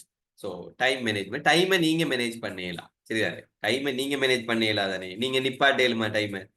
ஏய் நில்லு, அடுத்த செகண்ட் வரைக்கும் நில்லுன்னு செல்ல இயலாது. ஸோ டைம் ஓடிக்கிட்டு இருக்கும். நீங்க டைமுக்குள்ள மேனேஜ் ஆகணும். உங்களை நீங்க மேனேஜ் பண்ணிக்கொள்ளணும். ஸோ எப்படி மேனேஜ் பண்ணணும்? ஸோ இப்ப நீங்க சாரி செகண்ட் தேர்ட் சை செய்ய போறதுனால உங்களுக்கு நிறைய டைம் இருக்கும். ஃபர்ஸ்ட் சை மாதிரி இல்லை. ஃபர்ஸ்ட் சைல நீங்க ஸ்கூலுக்கு போகணும், கிளாஸுக்கு போகணும், நிறைய டைம் அதுகளுக்கு ஆயிடுச்சு. இப்போ உங்களுக்கு 6 மந்த்தும் ஒரு வருஷத்துல கிடைச்ச டைம் கிடைக்க போகுது. சரியான? ஸ்கூலுக்கு போற டைம் மத்த டைம் எல்லாம் கழிச்சால் நிறைய டைம் உங்களுக்கு மார்னிங்ல இருக்க போகுது. So morning very important. Morning ஃப்ரெஷ்ஷா இருக்கிற டைம். ஸோ இந்த நிறைய டைம் கிடைக்க போகுது. ஸோ நீங்க முதலாவது கோல் வைக்கணும். இந்த கோல்ஸ்ல முதலாவது விஷயம் வைக்கணும். ஸோ ஒவ்வொரு நாளும் நீங்க 3 பாடமும் படிப்பேன் என்ற ஒரு முடிவு எடுக்கும். சரியா? ஸோ ஒவ்வொரு நாளும் நீங்க 3 பாடமும் படிப்பேனுங்கிற முடிவு எடுக்கும். சரியா? ஸோ சிலர் இப்ப நான் ஏற்கனவே சொன்னேனே 3C குறை எடுத்தார்கள், 2S குறை எடுத்தார்கள், இப்படியானார்கள். சில நேரம் தியரி கிளாஸ், விளங்காத சப்ஜெக்டுக்கு போற ஆன்லைன் கிளாஸ், அப்படி பிசிக்கல் கிளாஸ் எல்லாம் இருக்கும். அதுக்குரிய டைமை நீங்க அதுக்கு எலோகேட் பண்ணி வச்சுக்கொள்ளுங்க. ஸோ இப்ப சிலர் ஃபுல்லா கிளாஸுக்கே போனா என்ன பொறுத்த வரைக்கும் யூஸ்லெஸ். சரிதானே? ஃபுல் டைம் ஒரு நாளைக்கு 3 பாடத்துக்கும் போயிட்டு செல்ஃபா படிக்க டைமே இல்லாம வெறுமனே கிளாஸுக்கு மட்டும் போறதால எந்த பிரயோசனமும் இல்லை. செல்ஃப் ஸ்டடி தான் A லெவலுக்கு முக்கியம். இதை நீங்க என்ன நினைச்சாலும் பரவாயில்ல. சரிதானே? சில நேரம் உங்களுக்கு கிளாஸுக்கு போனா தானே எல்லாம் பிடிக்குமெண்டா நீங்க கிளாஸுக்கு போங்க, அது உங்களோட விருப்பம். என்ன பொறுத்த வரைக்கும் என்ன போல நிறைய மெடிசின் எடுபட்டாக்கள்கிட்ட நாங்க இன்டர்வியூ பண்ண வரைக்கும் எங்களுக்கு தெரியும். சரிதானே? நான் நான் உங்களோட ஒரு டீச்சர் மட்டும் இல்லை, நான் மெடிசின் பாஸ் பண்ணினோம், டாக்டரா தானே உங்களோட பேசுறேன். சரிதானே? ஸோ அப்ப என்ன என்ன நடக்கும்? ஸோ எங்களுக்கு தெரியும் நார்மலா செல்ஃப் ஸ்டடி தான் ஆக முக்கியம். டியூஷனுக்கு போய் நோட்ஸ் அள்ளி வைக்கிறதுல பிரயோசனம் இல்லை. ஸோ நிறைய கிளாஸுக்கு போறத குறைங்க. என்ன ஃபர்ஸ்ட் சைட்ல நிறைய கிளாஸ் போயிட்டீங்க. சரிதானே? எல்லா நோட்ஸும் உங்கள்ட்ட இருக்கு. இப்ப நோட்ஸும் தேவையில்ல, ரிசோர்ஸ் புக்கும் இருக்கு. சரிதானே? பாஸ் பேப்பர் இருக்கு, எல்லாம் ஆன்லைன்ல ஃபெசிலிட்டிஸ் இருக்கு. தேவைண்டா ஒரு ரெக்கார்டிங்க ஃப்ரீயான டைம்ல கேட்கலாம். அப்படியான ஒரு காலத்துல இருந்து கொண்டு இன்னமும் ஒரே கிளாஸ் 24 மணி நேரம் கிளாஸ் போகாதீங்க. ஒரு பாடத்துக்கு 2 கிளாஸ் போறேன், ஆகப்பெரிய பிரச்சனை. சரியா? ஒரு பாடத்துக்கு ஏன் 2 கிளாஸ்? ஒரு கிளாஸ் போதும். சரியா? ஒரு கிளாஸ் போதும். உங்களுக்கு விளங்காத பாடத்துக்கு மட்டும் போங்க. சரியா? எல்லா கிளாஸுக்கும் போய் டைம் வேஸ்ட் பண்ணாங்க. இருக்கிற மிச்ச டைம் அவ்வளவுலையும் டெய்லி 3 சப்ஜெக்ட் படிக்கும். டெய்லி 3 சப்ஜெக்ட்டுக்கும் ஒதுக்கி கொடுங்க. ஏன் நான் இதை சொல்றேன்னுடா, சிலருக்கு தூக்கம் வருதுன்னு சொல்றீங்க, ஒரே விஷயத்தை இன்றைக்கு ஃபுல்லா செஞ்சிட்டு இருந்தா என்ன நடக்கும்? அல்ல படி பயாலஜியை மட்டுமே படிச்சுக்கிருந்தா செல்லி வேலை இல்லை. சரிதானே? இன்னைக்கு ஃபுல்லா தூக்கம் தான் வருது. சரிதானே? இப்போ பிசிக்ஸ் செஞ்சுட்டு இருந்தா ஆரம்பத்துல நல்லா இன்ட்ரெஸ்டா போகும், கொஞ்ச நேரம் போகல ஸ்ட்ரெஸ் ஆகுமே. ஸோ நீங்க ஒரே நாள்ல ஒரு பாடத்தை படிக்கிறத முதலாவது அவாய்ட் பண்ணணும். அடுத்தது கெப் கூடும். இப்போ இன்றைக்கு பயாலஜி, நாளைக்கு பிசிக்ஸ், நாளை இன்றைக்கு கெமிஸ்ட்ரி என்று வச்சுக்கின்றால் அடுத்த பயாலஜி எப்போ வரும்? 4வது நாள் வரும். சரியா? 3வது நாள் வரும். ஸோ இண்டையில இருந்து அடுத்த நாள், அதுக்கு அடுத்த நாள், அதுக்கு அடுத்த நாள் வரும்.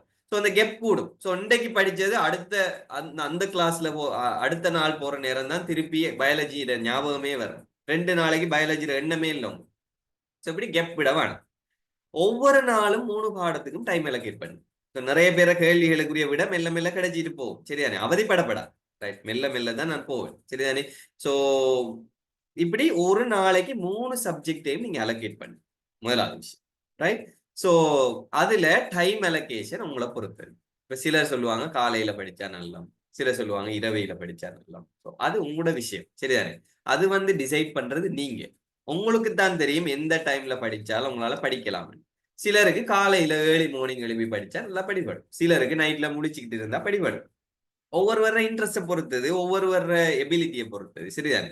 சோ அப்படி ஓவரா லேட் நைட்டுக்கு படிச்சீங்கன்னு சொன்னா ஷுவரா நீங்க காலையில லேட்டா தான் எழும்ப போறீங்க. எனவே நீங்க லேட்டா படிச்சு படிச்சு பழகிருப்பீங்க, உங்களோட மைண்ட்ல ஒரு டைம் செட் ஆயிருக்கும். அந்த டைமை திடீரென்று மாத்துறது கஷ்டம். கொஞ்சம் கொஞ்சமா வேண்டா குறைக்கலாம். ஆனா நான் ஒரே ஒரு விஷயம் மட்டும் சொல்லுவேன், நைட்டுக்கு தூங்கு. பகலைக்கு தூங்குறதை தவிர்த்து நைட்டுக்கு தூங்குறது தான் ஹெல்த்துக்கு நல்லது, சரியா? சோ நார்மலா நைட்ல 6 ஹவர் தொடர்ந்து தூங்கணும், சரியா? எழும்பி எழும்பி தூங்குறல்ல. சிலர் என்ன செய்யற, எழும்பி எழும்பி தூங்குற, திடீர்னு ஸ்ட்ரெஸ் ஆகி எழும்புற, ஒரு 2 ஹவர்ஸ் எழும்புற, திருப்பி படுக்கிற, ஒழுங்கா படுக்கிறல்ல. சிலர் பிளான் பண்ற, நான் 2 மணிக்கு எழும்பி திருப்பி படிக்கணும், திருப்பி 4 மணிக்கு எழும்பி திருப்பி படிக்கணும், அலாம் ஒரு 100 அலாம் வைக்கிறேன். அதை அடிச்சு அடிச்சு ஒழுங்கா நிம்மதியா தூக்கம் இல்லை. நிம்மதியா தூக்கம் இல்லாட்டி அந்த தூக்கத்துல எல்லாம் சேர்ந்து, சரிதானே? சோ பகல் எல்லாம் அந்த தூக்கத்துல ஸ்ட்ரெஸ்ஸால பகலும் தூக்கம். ஏன்னா நைட் தூங்க இல்லையா ஒழுங்கா, நைட் தூங்காட்டி பகல்ல என்ன செய்யும், அந்த பேலன்ஸ் தூக்கத்துக்கு பிரெயின் ட்ரை பண்ணும். உங்களோட பிரெயினுக்கு ரெஸ்ட் கொடுக்கணும். அந்த 6 ஹவர் கண்டினியூஸ் ரெஸ்ட் இல்லாட்டி பகலைக்கெல்லாம் தூக்கம் வரத்தான் செய்யும், பகலைக்கு தூக்கம் வரும், சரியா? சோ முதலாவது டிசிஷன் எடுக்கணும். இந்த கோல் நான் இப்ப 2 3 விஷயம் சொல்லிட்டு வரேன், தேவையானாக்க நோட் பண்ணி வச்சு கொடுங்க பிள்ளைகள். சோ நோட் பண்ணுங்க என்றும் நான் சொல்ல தேவையில்லை தானே. நீங்க 2 வருஷம் மேல படிச்சு முடிச்சாக்கள் உங்களுக்கு தேவையான விஷயங்களை நோட் எடுத்துக்கொள்ளுங்க, சரிதானே? சோ இதுல சிலது மறந்து போயிடும், நான் சொல்லி முடிச்ச உடனே மறந்து போயிடும். சோ முதலாவது விஷயம் நான் சொன்னேன், ஒவ்வொரு நாளும் 3 பாடம் படிக்கிறதுக்கு டிசைட் பண்ணும். 2வது விஷயம், ஒவ்வொரு நாளும் காலையில எழுப்பி 3 கோலாவது வச்சுக்கொள்ளணும், சரிதானே? நைட் தூங்க முதல் இந்த 3 கோலை முடிச்சிட்டீங்களான்னு பார்க்கணும். ஒவ்வொரு நாளும் 6 மணித்தியாலம் இரவில் தூங்க வேண்டும். பெஸ்ட் டைம் 11 to 5, சரியா? 11க்கு தூங்கி 5க்கு எழும்புறது.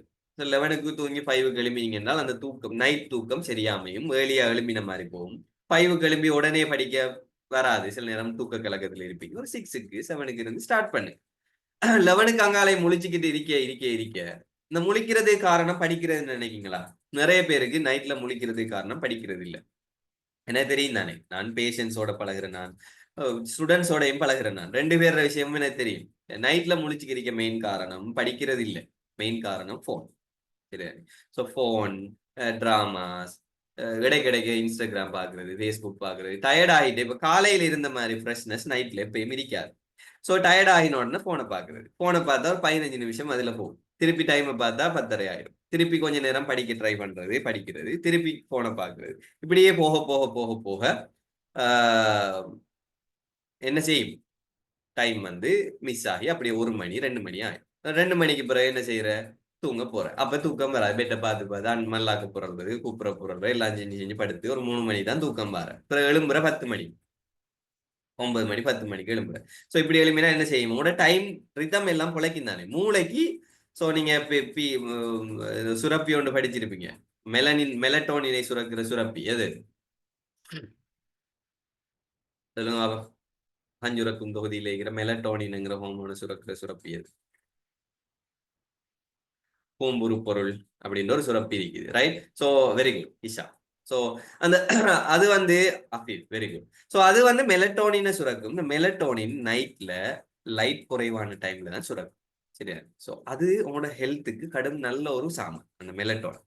சோ உங்களோட மைண்ட் எல்லாம் ரிலாக்ஸ் பண்ணி எல்லா ஓர்கன்ஸுக்கும் சரியான, இப்ப கனவு வரணும் தூங்கினா, அப்படி தூங்கினால் உங்களோட பிரெயின் ஆக்டிவிட்டிஸை செக் பண்ணுதுன்னு கருத்து, சரிதானே? சோ அப்படி நீங்க டீப் ஸ்லீப்புக்கு போகணும் 6 ஹவர்ஸ். இதுல கட்டாயமா கவனம் செலுத்துங்க பிள்ளைகள். நான் சொல்றது கடும் முக்கியமான விஷயம். இந்த நிறைய பேர் தூக்கத்தை ஒழுங்கா தொலைச்சிட்டு பகலையிலையும் படிக்கிறல்ல, இரவையிலையும் படிக்கிறல்ல, நித்திர மயக்கத்திலையும் டயர்ட்லையுமே இருக்கிறது, சரியானே? சோ இந்த 6 ஹவர் தூக்கத்தை நீங்க டார்கெட் வைங்க.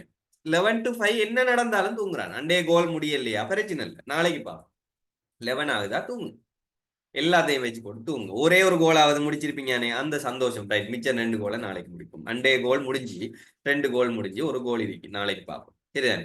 சோ 11 ஆகினா தூங்குற, அல்லது 12 ஆகினா தூங்குற, 6க்கு எழும்புற அல்லது 5க்கு எழும்புற. இந்த டைம் மெதட்டுக்கு உங்களோட மைண்டை பழக்கி எடுத்தால் நல்லம், சரியா? இது ஆக நல்லம். தூக்கம் கடும் முக்கியம். முழிச்சிருக்கிற அவ்வளவு டைம்லையும் 18 ஹவர்ஸ் இருக்க போகுது, மிச்சம் 16 ஹவர்ஸ் எடுப்புமே. அதுல தூங்குறதுக்கு, சாப்பிடுறதுக்கு, குளிக்கிறதுக்கு எல்லாம் போனாலும் ஒரு 14 ஹவர்ஸ் வராதா? 12 ஹவர்ஸ் வராது. அந்த 12 ஹவர்ஸை நீங்க 3ஆ பிரிக்க இயலாதா? 12 ஹவர்ஸ் 3ஆ பிரிக்கலாம் தானே? சரிதானே? 4 ஹவர்ஸ் ஒரு சப்ஜெக்ட்டுக்கு ஒதுக்க இயலாதா? அந்த 4 ஹவர்ஸுக்குள்ள அந்த பாடத்தையும் இன்றைக்கு ஒரு கிளாஸ் இருக்கு, பயாலஜி கிளாஸ். அந்த பயாலஜி கிளாஸ் 2 ஹவர்ஸ் என்றால் இன்றைக்கு பயாலஜிக்கு நீங்க ஒதுக்கின நேரம் 4 கிளாஸ், 4 ஹவர். சரிதானே? ஸோ 4 ஹவர்ல அந்த பயாலஜி கிளாஸுக்கு 4 ஹவர் சரி முடிச்சு. ஸோ அதுல 2 ஹவர்ஸ் இன்னைக்கு பயாலஜி கிளாஸ் என்றால் 2 ஹவர்ஸ் பயாலஜிக்கு போனால் மிச்சம் 2 ஹவர்ஸ் பயாலஜிக்கு இருக்கியாண்டே. சரிதானே? ஸோ அப்படி நீங்க அந்த டைமை அலோகேட் பண்ணி எடுத்துக்கொள்ளும். நான் ஏற்கனவே சொல்லிட்டேன், தொடர்ந்து டெய்லி 4-5 ஹவர்ஸ் கிளாஸ் செய்யற கிளாஸுகளுக்கெல்லாம் தொடர்ந்து கிளாஸுக்கு போறதுங்கிறது என்ன பொறுத்த வரைக்கும் விருப்பமான விஷயம் அல்ல. சரிதானே? நீங்க இப்ப செகண்ட் சை அல்ல தேர்ட் சை செய்ய போறீங்க, ஏற்கனவே படிக்கிறத விளங்காததுகளுக்கு மட்டும் கிளாஸுக்கு போங்க, அல்லது ரெக்கார்டிங் எடுத்து பாருங்க. சரி, உங்களுக்கு டைம் கிடைக்கிற நேரம் பிரிச்சு பிரிச்சு பாருங்க. சரிதானே? இப்ப டீச்சர்ஸ் அட்ராக்ஷன், இப்ப நானும் என்ன பத்தி அட்வர்டைஸ் பண்றதுக்கு இந்த கிளாஸ் செய்யல, உங்களுக்கு அட்வைஸ் பண்ணணும் என்ற ஒரே நோக்கத்துக்காக மட்டும்தான். நான் கேள்விப்பட்ட அனுபவங்கள் எல்லாத்தையும் சேர்த்து சொல்றதுக்காக தான் நான் இதை சொல்றேன். என்னட்ட கிளாஸுக்கு வாங்கன்னு நான் கடைசி வரைக்கும் சொல்லவே மாட்டேன். சரிதானே? ஸோ விரும்புற இடத்த கிளாஸுக்கு போ, ஆனா கிளாஸ் கிளாஸ் கிளாஸ் கிளாஸுக்கு மட்டுமே ஓடி தெரியாதீங்க. செல்ஃப் ஸ்டடி தான் ஏ லெவலுக்கு முக்கியம். ஸோ ஒரு நாளைக்கு இப்ப 12 ஹவர்ஸ் இருக்கேன்றால் 4 ஹவர்ஸ் ஒவ்வொரு சப்ஜெக்ட்டுக்கு ஒதுக்கினால் அந்த 4 ஹவர்ல கிளாஸையும் சேர்த்துக்கொள்ளுங்க. கிளாஸுக்கு 2 ஹவர், மிச்சம் 2 ஹவர் செல்ஃப் ஸ்டடி. 4 ஹவரை நீங்க ஒதுக்கலாம், அல்லது 5 ஹவரை ஒதுக்கலாம், 15 ஹவர்ஸ். சரியா? இடையில சாப்பிடுறது குளிக்கிறது எல்லாத்துக்கும் டைம் இருக்கு. சரியா? ஸோ வடிவா என்ன, நீங்க ஸ்கூலுக்கு போக போறல, ஸோ நீங்க வீட்டில இருந்து படிக்க போறாங்க, 6 ஹவர்ஸையும் 6 மந்த்ஸையும் சரியா பிளான் பண்ணி கொள்ளுங்க. டைமை நீங்க மேனேஜ் பண்றல, உங்களோட டைமுக்குள்ள நீங்க அடாப்ட் ஆகி கொள்ளுங்க, அதுக்குள்ள உங்களை பழக்கப்படுத்தி கொள்ளுங்க. சரிதானே? ஸோ இது முக்கியம். ஸோ இதுல படிக்கக்குள்ள எப்படி படிக்கிறேங்கிறத அடுத்து சொல்ல போறேன். இந்த 4 ஹவர்ஸுக்குள்ள எப்படி படிக்கிறேன் அதான் அடுத்து சொல்ல போறேன். சரியா? ஸோ அதுக்கு போறதுக்கு இடையில புவர் ஆர்கனைசேஷன், இப்ப இது நிறைய பேர்ட்ட நான் கண்ட பிரச்சனை, மெயினா பாய்ஸ் கிட்ட நான் கண்ட பிரச்சனை. நிறைய பாய்ஸ் வந்து டேபிள ஒழுங்குபடுத்துறதுல. இப்ப நீங்க முதலாவது நாளைக்கு இருந்தோ அல்லது நேத்து இருந்தோ படிப்பை ஸ்டார்ட் பண்ணி இருந்தாலும் உங்களோட டேபிளையோ உங்களுக்கு பக்கத்தில் இருக்கிற ட்ரக்ஸையோ ஒழுங்குபடுத்தி கொள்ளுங்க. இது இது என்ன, ஒழுங்குபடுத்துறது எல்லாம் சொல்றாரு என்று நீங்க யோசிப்பீங்க. இதெல்லாம் சைக்காலஜிக்கலாக உளவியல் ரீதியாக உங்களை பாதிக்கிற விஷயம். சரியா? உங்களோட புத்தகம் எல்லாமே ஒரு இடத்து கலைஞ்சு குப்பையா கிடக்குன்னு சொன்னால் அதுக்குள்ள இருந்து உங்களுக்கு தேவையான புத்தகத்தை பேப்பரை தேடி எடுக்க ஒரு டைம் போகும். ஒழுங்கா அடுக்கி நேம் பண்ணி வச்சிருந்தீங்கன்னா குயிக்கா எடுத்திருப்பீங்க. இப்ப குப்பையா கிடந்தால் தேடி எடுக்க டைம். ரெண்டாவது, படிக்கிற டேபிளுக்கு வந்தாலே குப்பையை பார்க்கிற எண்ணம் தான் வரும். குப்பை தான் பார்ப்பீங்க. குப்பையை பார்த்தால் மைண்ட் ஆட்டோமேட்டிக்கா ஸ்ட்ரெஸ் ஆகும். சரி, இவ்வளவு மிதிக்கா, இவ்வளவும் குப்பை, இவ்வளவும் படிக்கணுமேங்கிற ஒரு எண்ணம் தான் வரும். முதலாவது வேலை உங்களோட டேபிள என்ன செய்யுங்க, படிக்கிற செட்டிங்கை மாத்திக்கணும். சரிதானே? ஸோ உங்களுக்கு கட்டாயம் ஒரு டேபிள் இருக்கும். அது உங்களுக்கு ரூம் இருக்கா இல்லையாங்கிறது ரெண்டாவது விஷயம். ரூம் இருந்தால் நல்லா, ஆனா ரூமை விட முக்கியம் டேபிள். ஸோ டேபிள்ல வந்து உங்களோட புக்ஸ், நார்மலா நான் சொல்லுவேன் பிள்ளைகளுக்கு, நான் சொல்றது டேபிள்ல ஒரு புக்கும் வைக்கப்படாது. எல்லாமே புக் ட்ராக்ல தான் இருக்கணும். தேவையான படிக்கிற புத்தகம் மட்டும்தான் மேசையில் இருக்கணும். அன்றைக்கு நீங்க பேப்பர் செய்றீங்கன்னா அந்த பேப்பர் மட்டும்தான் டேபிள்ல இருக்கணும். அதை முடிச்சிட்டு உரிய இடத்துல வச்சிரும், திருப்பி எடுக்கிறது. இப்போ எவ்வளவு ஈஸியா இருக்கும் பாருங்க. தேவையான டைம்ல தேடி எடுக்கலாம், திருப்பி வைக்கிறது. மேசை கிளீனா இருக்கும். மேசையில இருக்கிற ஒவ்வொரு நேரமும் கிளீனான மேசை இருக்கும். ஸோ அதால நீங்க படிக்கிறது கடும் ஈஸியா இருக்கும் பிள்ளைங்க. ஸோ இதை நீங்க மைண்ட்ல வச்சுக்கணும். சரிதானே? ஸோ டேபிள் இது ஆர்கனைஸ் பண்றேன். ரிசோர்ஸ் எல்லாம் உங்களுக்கு பிரச்சனை இருக்காதுன்னு நினைக்கிறேன். ஸோ எல்லா ரிசோர்ஸ் புக் நோட்ஸ் எல்லாம் உங்கள்ட்ட டபுள் ட்ரிபிள் இருக்கும். சில ஆக்கள் சீனியர்ஸ் டைம் வாங்குற, ரெக்கார்டிங் வாங்குற, எல்லாத்தையும் சேர்த்து வச்சிருப்பீங்க. எல்லாத்தையும் படிக்க வேணாம் பிள்ளைகள், தயவு செய்து. ஒரு பாடத்துக்கு 3 நோட்ஸ் வச்சுட்டு கம்பேர் பண்ணி படிக்கிற இது இல்லையே. சரி, ஒரு நோட்ஸை ஒழுங்கா படிச்சா போதும். இந்த 3 நோட்ஸை கம்பேர் பண்ணி நீங்க அதுக்கு ஒதுக்கின நேரத்தை ஒரு நோட்ஸை படிக்கிறதுக்கு நீங்க ஒதுக்கி இருந்தீங்க என்றால் அவ்வளவும் போதும். உங்களுக்கு எக்ஸாம் எப்படியும் அதுல இருக்கிற ஒரு ராங், ஒரு சார் வந்து அல்லது ஒரு ரிசோர்ஸ் புக் ஏதாவது ஒரு ஆள் ராங்கான ஒரு விஷயத்தை சொல்லி இருந்தால் 100ல 1% தான் இருக்கும், அல்லது 2% இருக்கும். அந்த 2%தால நீங்க மிச்ச 98% மார்க்ஸையும் இழக்க போறீங்களா? 98% சரி, அந்த 98%ஐயும் நீங்க படிச்சு போய் எக்ஸாம் எழுதினீங்க என்றால் நீங்க ஷுவரா பாஸ் ஆவீங்க, எடுப்பீங்க. அதை விட்டுட்டு இதுல இருக்கிற ஒரே ஒரு எங்கேயோ இருக்கிற ஒரு சின்ன ஒரு பிழைக்காக இன்னொரு நோட்ஸை கம்பேர் பண்ணி ஒவ்வொரு வரிக்கு வரியா கம்பேர் பண்ணி படிச்சீங்கன்னு சொன்னால் உங்களுக்கு ஷுவரா டைம் வேஸ்ட் ஆகும். டைம் வேஸ்ட் ஆகும். அதே மாதிரி தேவையில்லாத ஸ்ட்ரெஸ் வரும். ஒரு நோட்ஸை மட்டும் படிங்க. ஒரு ரிசோர்ஸ் புக்னா ரிசோர்ஸ் புக், அதில் இருக்கிற கரெக்ஷன்ஸ் டீச்சர்ஸ் எழுதிப்பாங்க, அதெல்லாம் எழுதி எடுத்து படிங்க, பேப்பரோட சேர்த்து படிங்க. சரிதானே? ஸோ அது ரிசோர்ஸ் விஷயம். ஃபைனான்ஸ் விஷயம், இப்ப பேரண்ட்ஸ் ஃபைனான்ஸ் ரெண்டு விஷயம் எல்லாரும் சொன்னீங்க. நிறைய பேர் பேரண்ட்ஸ்ல சப்போர்ட். நீங்க பேரண்ட்ஸை கன்வின்ஸ் பண்றது உங்களோட கையில தானே இருக்கு. இப்ப நான் அல்லது உங்களுக்கு பேரண்ட்ஸோட கதைக்கணும், நான் ஏதாவது பேசணும் அல்ல டிஸ்கஸ் பண்ணணும்னா நீங்க சொல்லலாம். எனக்கு டைம் நிறைய பேரண்ட்ஸோட கதைச்சிக்கிறது சில நேரம் டைம் கிடைக்காது. எனக்கு டைம் கிடைக்கிற நேரத்துல பேசலாம். நீங்க முதல் கதைங்க, உங்களோட விஷயத்தை சொல்லுங்க. நான் இவ்வளவு பிழை, நீங்க நான் ஆரம்பத்துல இருந்தே சொல்லி வரேன். உங்களோட பிழைகளை லிஸ்ட் பண்ணுங்க. இப்ப நான் கழிச்சிட்டு போற நேரம் உங்களுக்கு பிழை பிடிபடும், அதை மார்க் பண்ணுங்க. இதெல்லாம் எக்ஸ்பீரியன்ஸ்ல வந்த விஷயங்கள். விடைகளை மார்க் பண்ணுங்க. இந்தந்த பிள்ளையை நான் கண்டுபிடிச்சிருக்கேன், நான் பேப்பர் செய்யல, நான் தியரி ஒழுங்கா விளங்கல, நான் நாளைக்கு வச்சேன், இந்த பிள்ளையெல்லாம் நான் கரெக்ட் பண்ண போறேன், இந்த ஷைல இந்த பிள்ளை நான் செய்ய மாட்டேன், எனவே எனக்கு செகண்ட் ஷை செய்ய அனுமதி தான், எனக்கு சப்போர்ட் பண்ணுங்க, நான் கட்டாயம் செஞ்சு காட்டுறேன் என்று சொல்லி பெர்மிஷன் எடுத்தது பிறகு சும்மா படுக்கலாம். அதுக்கப்புறம் நீங்க செஞ்சு காட்டும். சரியானே? அதுக்கு பிறகு நீங்க என்ன முடிவுண்டாலும் எடுங்க நீங்க சொல்லிருங்க. கான்பிடென்டா இருக்கணும். சரியானே? செஞ்சு முடிச்சு காட்டும். பேரண்ட்ஸ் கிட்ட சொல்லுங்க, உங்களோட பிள்ளைய முதல்ல ஒத்துக்கிட்டு சொல்லுங்க. சரியா? அவங்க ஏசுவாங்க தான் சில நேரம். அவங்க சில நேரம் ஏன்டா அவங்க உங்கள் மேல நிறைய எதிர்பார்ப்பு வச்சாங்க. நீங்க ஓஎல்ல 2 எடுத்த நேரம் எவ்வளவு சந்தோஷப்பட்டிருப்பாங்க யோசிச்சு பாத்தீங்களா?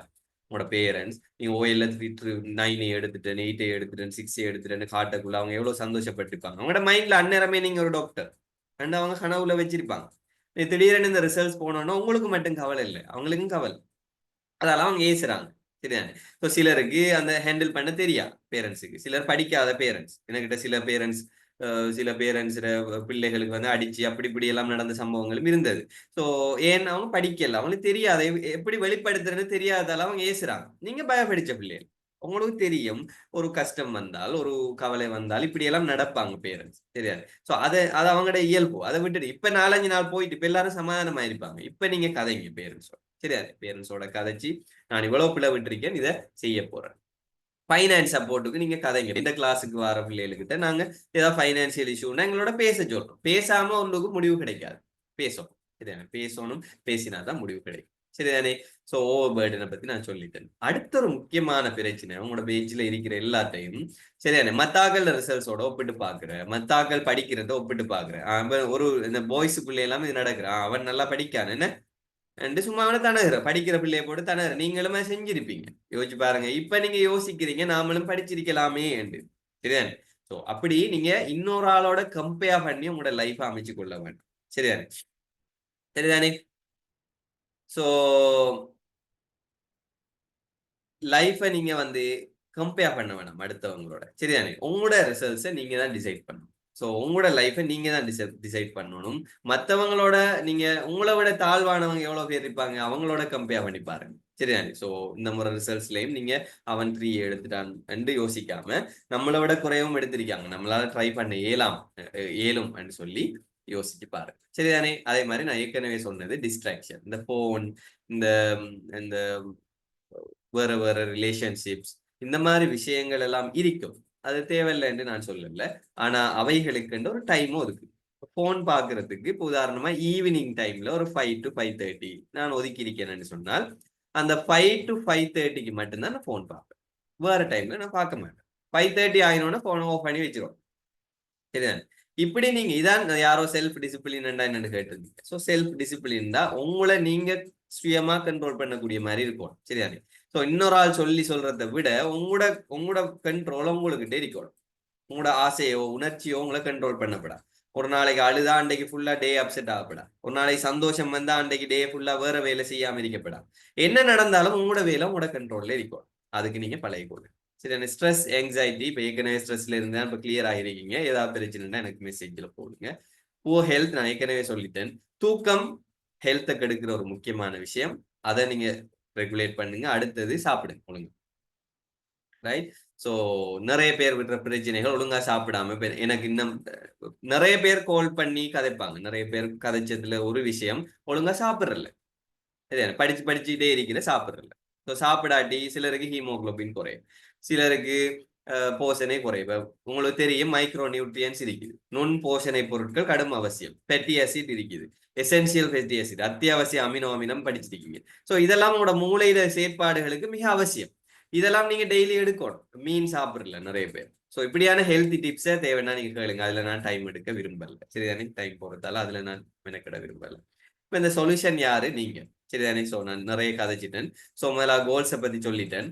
சரிதானே? கோல்ஸ் உங்களுக்கு சொல்லியாச்சு.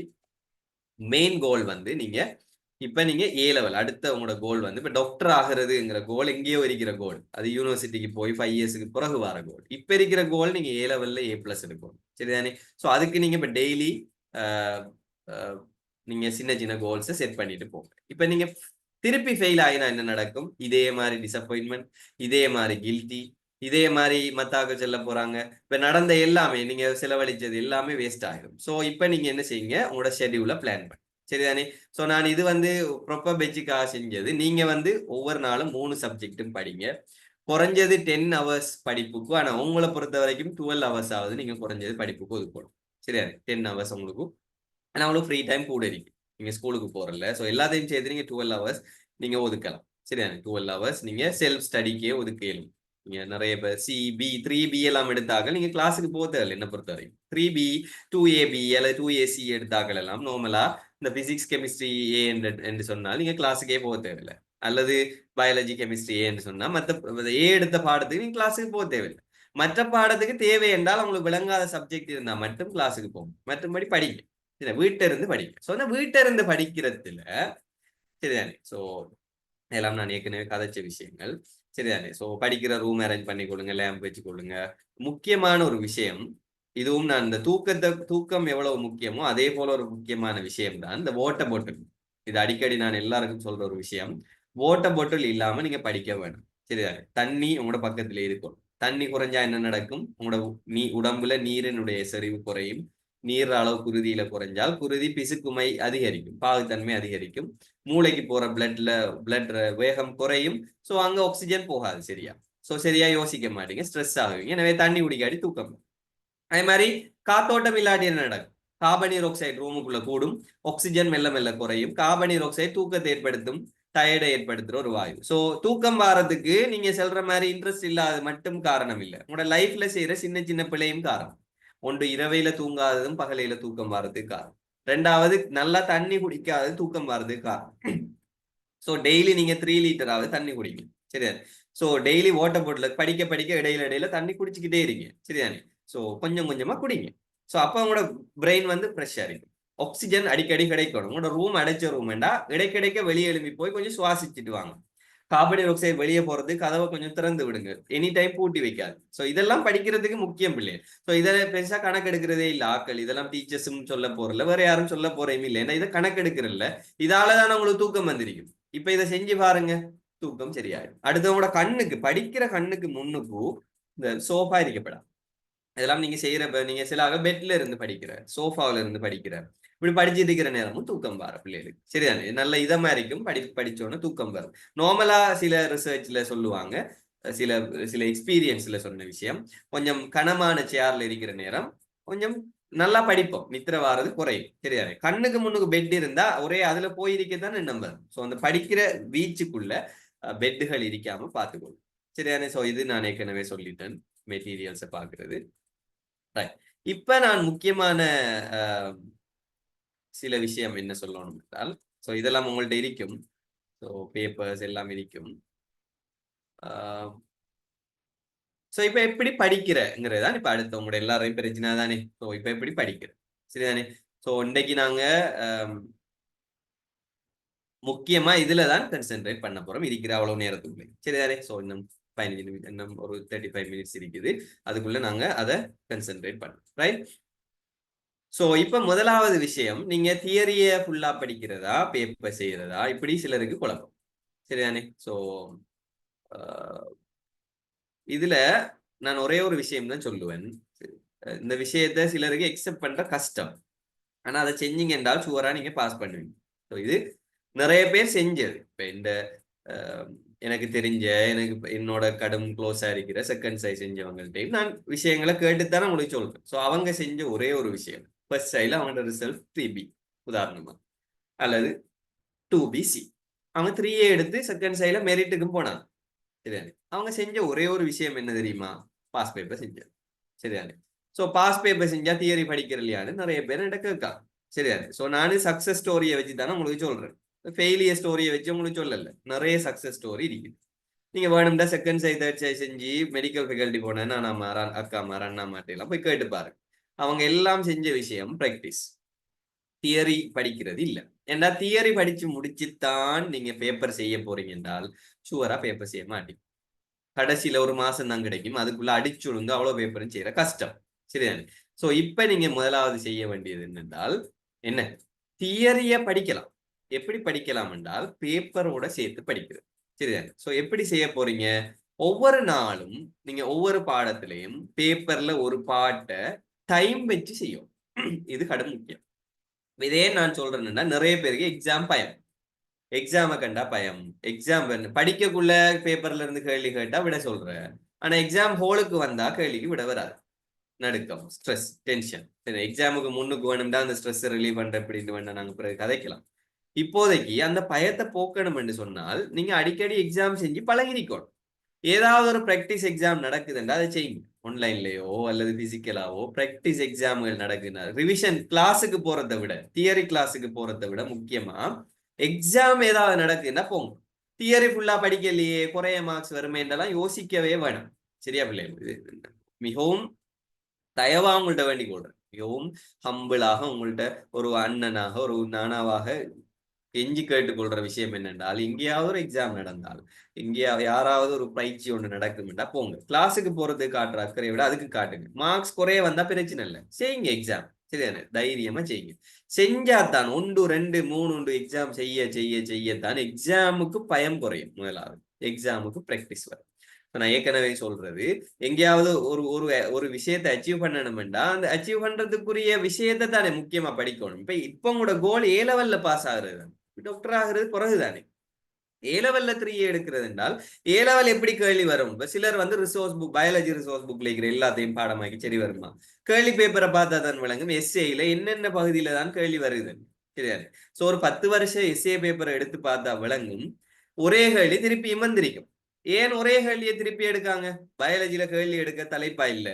சரிதானே? முதலாவது பாடத்திலே ஒரு எஸ்ஏ கேள்வி நான் எடுக்கிறேன். சரிதானே?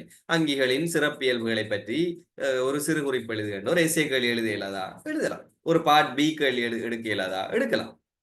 சோ ஆனா அப்படி கேள்வியை விட சில கேள்வி தொடர்ந்து வரும். ஒளி தொகுப்பு கேள்வி தொடர்ந்து வரும், அடிக்கடி வரும். பச்சை உருமணி கேள்வி அடிக்கடி வரும், நொதிய கேள்வி அடிக்கடி வரும். சரிதானே? சமீபாட்டு தொகுதி சம்பந்தமா முக்கியமான சில பகுதியில தான் போக்கஸ் பண்ணுவாங்க. எல்லாத்தையும் கரைச்சு குடிக்க வேண்டிய அவசியம் இல்லை.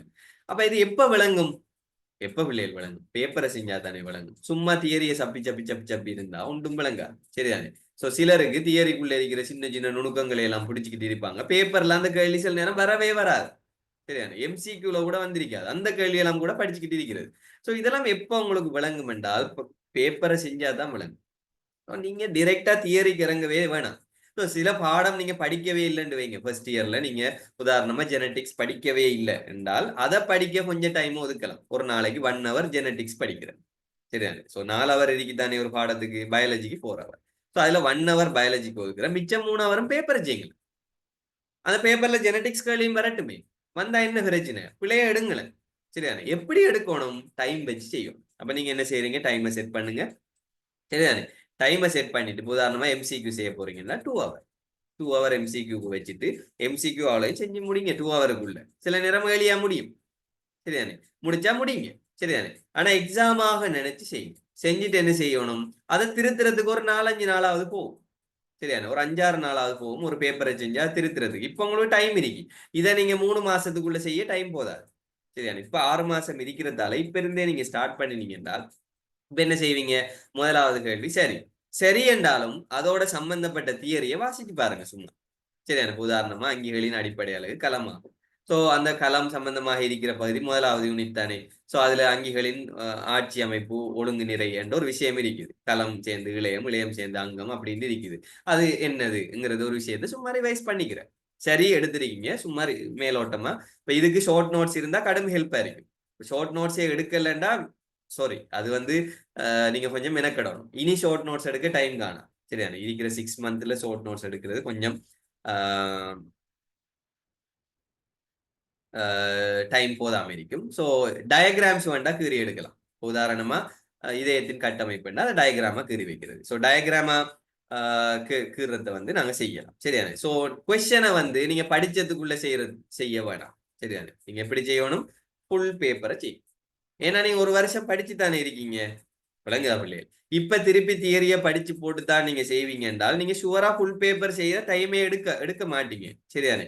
கடைசியில ஒரு 2 மாசம் இருக்கக்குள்ள ஃபுல்லா ஒரு 5-10 வருஷ பேப்பரை ஃபுல்லா செய்யறதுக்கு டைம் கிடைக்காது. டைம் வச்சு செஞ்சு பழகாத வரைக்கும் ஏலவல்ல கொஞ்சம் கஷ்டப்பட்டு தான் நீங்க பாஸ் ஆகணும். சரிதானே? ஸோ ஈஸியா பாஸ் ஆகிறதுக்கான டிப்ஸை தான் நான் சொல்லி தரேன். ஸோ நீங்க பேப்பரை எடுங்க, படிச்சிருக்கீங்க படிக்கலன்னு பார்க்க வேணும். 2 ஹவர்ஸுக்குள்ள செய்யுங்க. பிழை எடுங்க. நீங்க என்னை திருத்த போறீங்க, வேற யாரும் திருத்தலையே. அந்த மார்க்ஸ் உங்களோட தானே. ஸோ நீங்க 50க்கு 10 சரி எடுத்தாலும் பிரச்சனை இல்லை, 20 சரி எடுத்தாலும் பிரச்சனை இல்லை. டைமை வச்சு எக்ஸாமை செய்யுங்க. செஞ்சுட்டு திருத்தணும். திருத்தி முடிச்சுட்டு தான் அடுத்த எம்சிக்கு. எஸ்சிக்கும் அப்படித்தான், எஸ்ஏயும் அப்படித்தான். சரிதானே? இப்போ குறைஞ்சது ஒரு நாளைக்கு ஒரு எஸ்ஏ எழுதுறதுக்கு டைம் வைங்க. ஒரு 30 மினிட்ஸ் போதும். ஒரு எஸ்ஏ எழுதுற, திருத்தி பாக்குற, தேவைன்னா எனக்கு அனுப்புங்க, எழுதி அனுப்புங்க. எனக்கு டைம் கிடைக்கிற நேரம் அதுல என்ன கரெக்ட் பண்ணலாம், இப்படி செய்யலாம்ங்கிறத நான் மெசேஜ்ல உங்களுக்கு சொல்லுவேன். சரிதானே? ஸோ அப்படி ஏழும்டா எஸ்ஏக்கு மட்டும். எம்சிக்கு எஸ்சிக்கு நம்ம ப்ராக்டிஸ் பண்ணுறது வந்து நீங்க செல்ஃபா செய்யலாம். எஸ்ஏ தான் சில நேரம் நிறைய பேருக்கு பயாலஜில வர பிரச்சனை. எஸ்ஏ எப்படி எழுதுறேன்னு தெரியும். ஸோ அப்படியான ஆட்கள் ஒரு எம்சிக்கு ஒரு நாளைக்கு செய்யும். ஒரு நாளைக்கு ஒரு எம்சிக்கு செஞ்சா இருக்கிற 6 மாசத்துக்கு, ஒரு நாளைக்கு ஒரு எஸ்ஏ செஞ்சால் 6 மாசத்துக்கும் 180 எஸ்ஏ கேள்வி செய்யலாம். சரிதானே? ஸோ 10 வருஷ பேப்பரும் உங்களுக்கு போதாது. அப்படி வருது. சரிதானே? ஸோ 6 கேள்வி தானே, 6 கேள்வினா 60 கேள்வி தான் வரும். நீங்க இன்னும் டபுள் மடங்கு கேள்வி செய்யலாம். ஸோ என்ன செய்யுங்க என்று சொன்னால், நான் சொன்ன மாதிரி டைமை வச்சு இப்ப இன்றைக்கு ஒரு எஸ்ஏ செய்யுங்க. ஃபுல் பேப்பர் செய்யறது தான் ஆக பெனிஃபிட். 4 எஸ்ஏயும் நீங்க ஒருமிக்க ஒரு நாளைக்கு செய்வீங்களா இருந்தா அதை கொஞ்சம் பின்னுக்கு செய்யுங்க. இப்ப இன்னொரு 3 மாசம் போனதுக்கு கூட அப்படி செய்யுங்க. 4 எஸ்ஏ ஒரு நாளைக்கே செய்யறேன். ஏன் இதை சொல்றேன்டா, நீங்க எக்ஸாம் ஹோல்ல நீங்க ஃபீல் பண்ணிருப்பீங்க. இதை எஸ்ஏ செஞ்சுட்டு போகல கை கடுத்திருக்கும், கை நொந்திருக்கும்.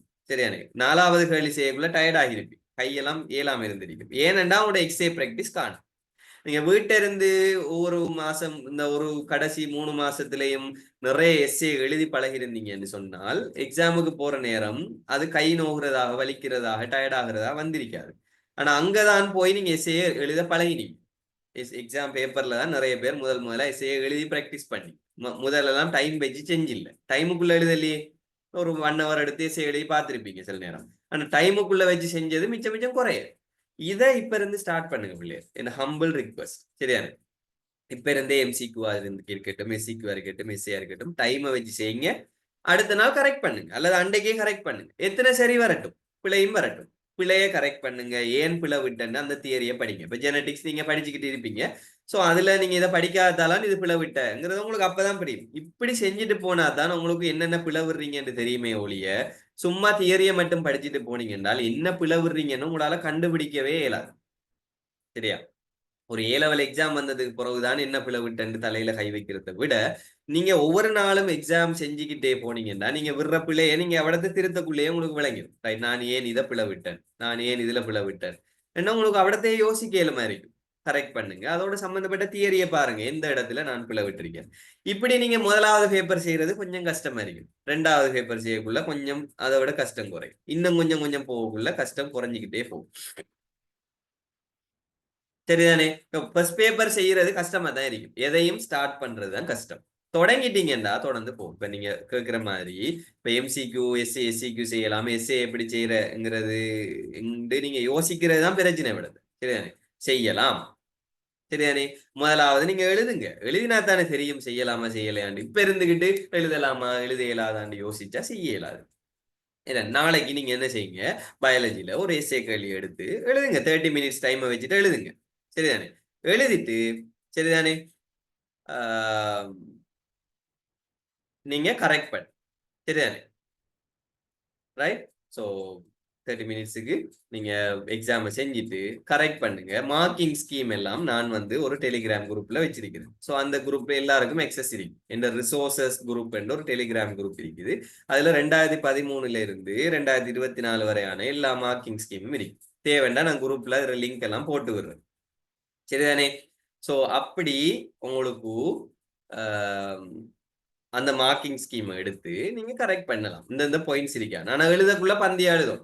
சரி, பயாலஜி எக்ஸாம் எஸ்ஏ எழுதுற எப்படின்னு உங்களுக்கு தெரியும். போன முறை எக்ஸாம் கரெக்ஷன்லயும் என்ன செஞ்சிருந்தாங்க, பந்தியா எழுதாம நீங்க புள்ளி புள்ளியாக பாயிண்ட்ஸாக எழுதிருந்தீங்கன்றால் என்ன நடக்கும், 10% மார்க்ஸ் குறைச்சாங்க மொத்தத்துல. நோட்ஸா எழுதுற சிலர் வந்து எப்படி எழுதுற, ஸோ பாயிண்ட்ஸ் எழுதுற டாட் டாட் டாட் போடுற இல்ல ஸ்டார் மார்க் போடுற 1 2 3 4 மார்க்கிங் ஸ்கீம்ல இருக்கிற மாதிரி போடுற அப்படி போட்டீங்கன்னு சொன்னால் உங்களுக்கு 10% மார்க்ஸை குறைக்க சொல்லி போன முறை மார்க்கிங் ஸ்கீம்ல சொல்லியிருந்தான். ஸோ அப்படி எழுதுறல எஸ்ஏண்டா பந்தி பந்தியா எழுதும். சரியா? அட்டவணைப்படுத்திண்டா அட்டவணைப்படுத்தணும். ரைட்? ஸோ நான் குரூப்ல அந்த டெலிகிராம் லிங்கை போடுறேன். அது ஃப்ரீ. நீங்க எல்லாருமே அந்த மார்க்கிங் ஸ்கீமை டவுன்லோட் பண்ணலாம். நான் அந்த குரூப்ல இந்த ப்ரோக்ராம் முடிய உங்களுக்கு போட்டு விடுறேன். மார்க்கிங் ஸ்கீம் எடுக்கலாம், அதுல ரிசோர்ஸ் புக் போட்டிருக்கேன் எடுக்கலாம், கேம்பல் பயாலஜி புக் போட்டிருக்கிறேன், படம் பார்க்குறேன்டா தேவைண்டா எடுத்துக்கொள்ளலாம். சரியான எல்லாம் அதுக்குள்ள இருக்குது. நான் அந்த லிங்கை உங்களுக்கு இன்றைக்கு இந்த இந்த விஷயம் முடிய நான் போட்டு விடுறேன். சரிதானே? அடுத்தது ஸோ இந்த எக்ஸாம் செய்யற மெத்தட்ல நீங்க படிச்சீங்கன்னா பிள்ளைகள் ஷுவரா நீங்க நல்ல ரிசல்ட்ஸ் எடுப்பீங்க. சரியாது? உங்களுக்கு செஞ்சுட்டு போகலே விளங்கும். ஸ்டார்ட் பண்ணதானே உங்களுக்கு ஒரு பதட்டம் மாதிரி இருக்கு. தியரி செய்யாம எப்படி ரபா பேப்பர் செய்யறேன், தியரி செய்யாம எப்படி எக்ஸாம் செய்யறேன் யோசனை ஒன்று வரும் தானே ஆரம்பத்துல. செய்ய தொடங்கி பாருங்க, அதுக்கு பிறகு உங்களுக்கு சேஞ்ச் வளரும். சரியா? அதுக்கு பிறகு உங்களுக்கு சேஞ்ச் வளரும். நாளைக்கு ஒரு எஸ்ஏ செய்யுங்க, கரெக்ட் பண்ணுங்க. விட்ட பிள்ளையெல்லாம் பாருங்க, அந்த பாடத்தை படிங்க. அதை கரெக்ட் பண்ணி போட்டு அந்த பாடத்தை நீங்க படிங்க. சரியா? அந்த அதோட சம்பந்தப்பட்ட தியரியை மட்டும் படிங்க. இப்படி படிச்சு படிச்சு போற நேரம் பேப்பரும் செஞ்ச மாதிரி போயிடும், தியரியும் முடிஞ்சிடும். பெரும்பாலான தியரி நீங்க படிச்ச தியரிகளுக்கு மேல மார்க் கொண்டு போடுங்க, பாஸ் ஒன்று போட்டு வைங்க கொப்பில அல்லது நோட்ஸ்ல. 2வது தரம் அதே தியரியை படிச்சீங்கன்னா 2வது பாஸ் போடுங்க. அப்போ ஒரு விஷயம் திருப்பி திருப்பியும் படிபடும். எம்சிக்யூ அதே மாதிரி தானே, அடுத்த வருஷம் எம்சிக்யூ செய்யக்குள்ள அதோட சம்பந்தப்பட்ட தியரி திருப்பியும் வரும். இப்படியே செஞ்சுட்டு போனீங்க என்றால் உங்களோட வருஷம் வர கேள்வியை நீங்க சொல்லுவீங்க. நாங்கெல்லாம் எக்ஸாம் பேப்பர் செஞ்சதன் காரணமாக எங்கட வருஷம் வரக்கூடிய எஸ்ஏ கேள்வியில ஒரு 4 கேள்வியாவது நாங்க ப்ரெடிக்ட் பண்ணிடும். சரிதானே?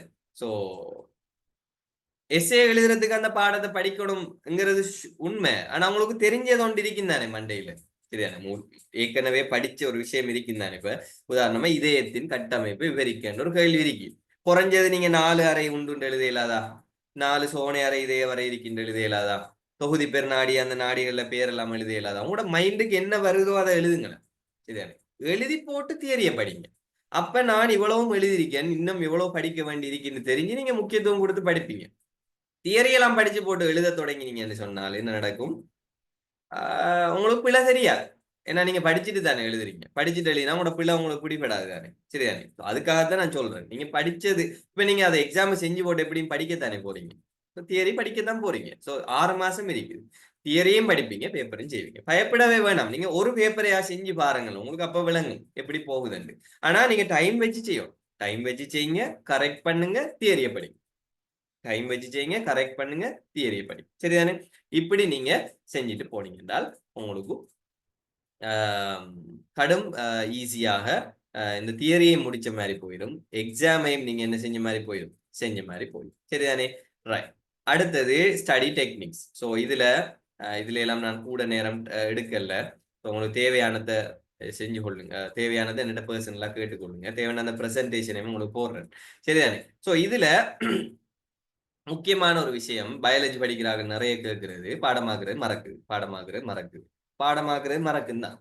சரியா? இதான் நார்மலான ஒரு மனுஷன். இது ரிசர்ச் செய்யப்பட்ட ஒரு வளைவு. இதை நாங்க சொல்றது பொகட்டிங் கர்வ். ஏதாவது ஒன்றை படிச்சால் டே 0ல படிச்சால் டே 2 வரக்குள்ள இவ்வளவுக்கு குறைஞ்சிடும், டே 10 வரக்குள்ள இவ்வளவுக்கு குறைஞ்சிடும், டே 60 வரக்குள்ள ஒரு கொஞ்சம் பகுதி தானே உங்களோட மண்டையில இருக்கும், ஞாபகத்துல இருக்கு. மிச்சம் எல்லாம் மறந்தே போயிடும்.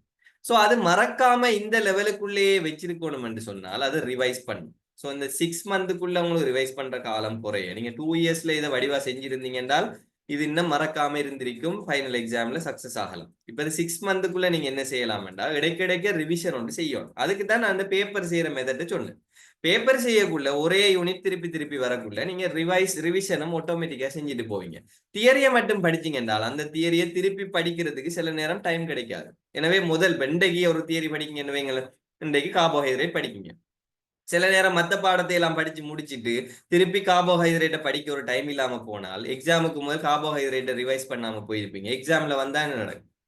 குறையத்தான் எழுதுவீங்க. ஆனா பேப்பர் செஞ்சுட்டு போற நேரம் கார்போஹைட்ரேட்டை பத்தி எங்கேயாவது ஒரு இடத்த வரும், எஸ்சிக்யூல வரும், எஸ்ஏல வரும், எம்சிக்யூல வரும், எங்கேயாவது ஒரு இடத்த வார நேரம் அந்த தியரியில மறந்ததோருக்கா பாப்பீங்க, சும்மா மேலோட்டமா பாக்குறதால அது உங்களுக்கு தொடர்ந்து இந்த மறக்காமல் ஞாபக வரைவில் இருக்கு. சரிதானே? சோ அதை நீங்க மறக்கும்ங்கிறது நார்மலானது. அது உங்களோட பிரச்சனை மட்டும் இல்லை, எனக்கு மறக்கும், எல்லாருக்கும் மறக்கும். மறக்கிறதுங்கிறது மனுஷன் இயல்பு. அதை ஞாபகத்துல வச்சுக்கிறதுக்கு நீங்க டெக்னிக்கை யூஸ் பண்ணணும். ஸோ நார்மலா 2 10 2-7-30 டே எக்ஸசைஸ் என்ற ஒரு ப்ராக்டிஸ் இருக்குது. ஒவ்வொருவரும் ஒவ்வொரு மெத்தட் பயன்படுத்துவாங்க. நார்மலா நான் என்ன சொல்றேன் என்றால், நீங்க இது ஃபர்ஸ்ட் டைம் படிக்கிறார்களுக்கு தான் இது நல்லம். உங்களுக்கு அதுல சொல்லி நான் வேஸ்ட் பண்ண விரும்பல.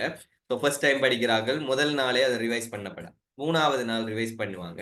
ரிவைஸ் பண்ற நேரம் ஷார்ட் நோட் எடுப்பாங்க. அதுக்கு பிறகு 10 டேஸுக்கு பிறகு அல்லது 14 டேஸுக்கு பிறகு திருப்பி ரிவைஸ் பண்ணுவாங்க.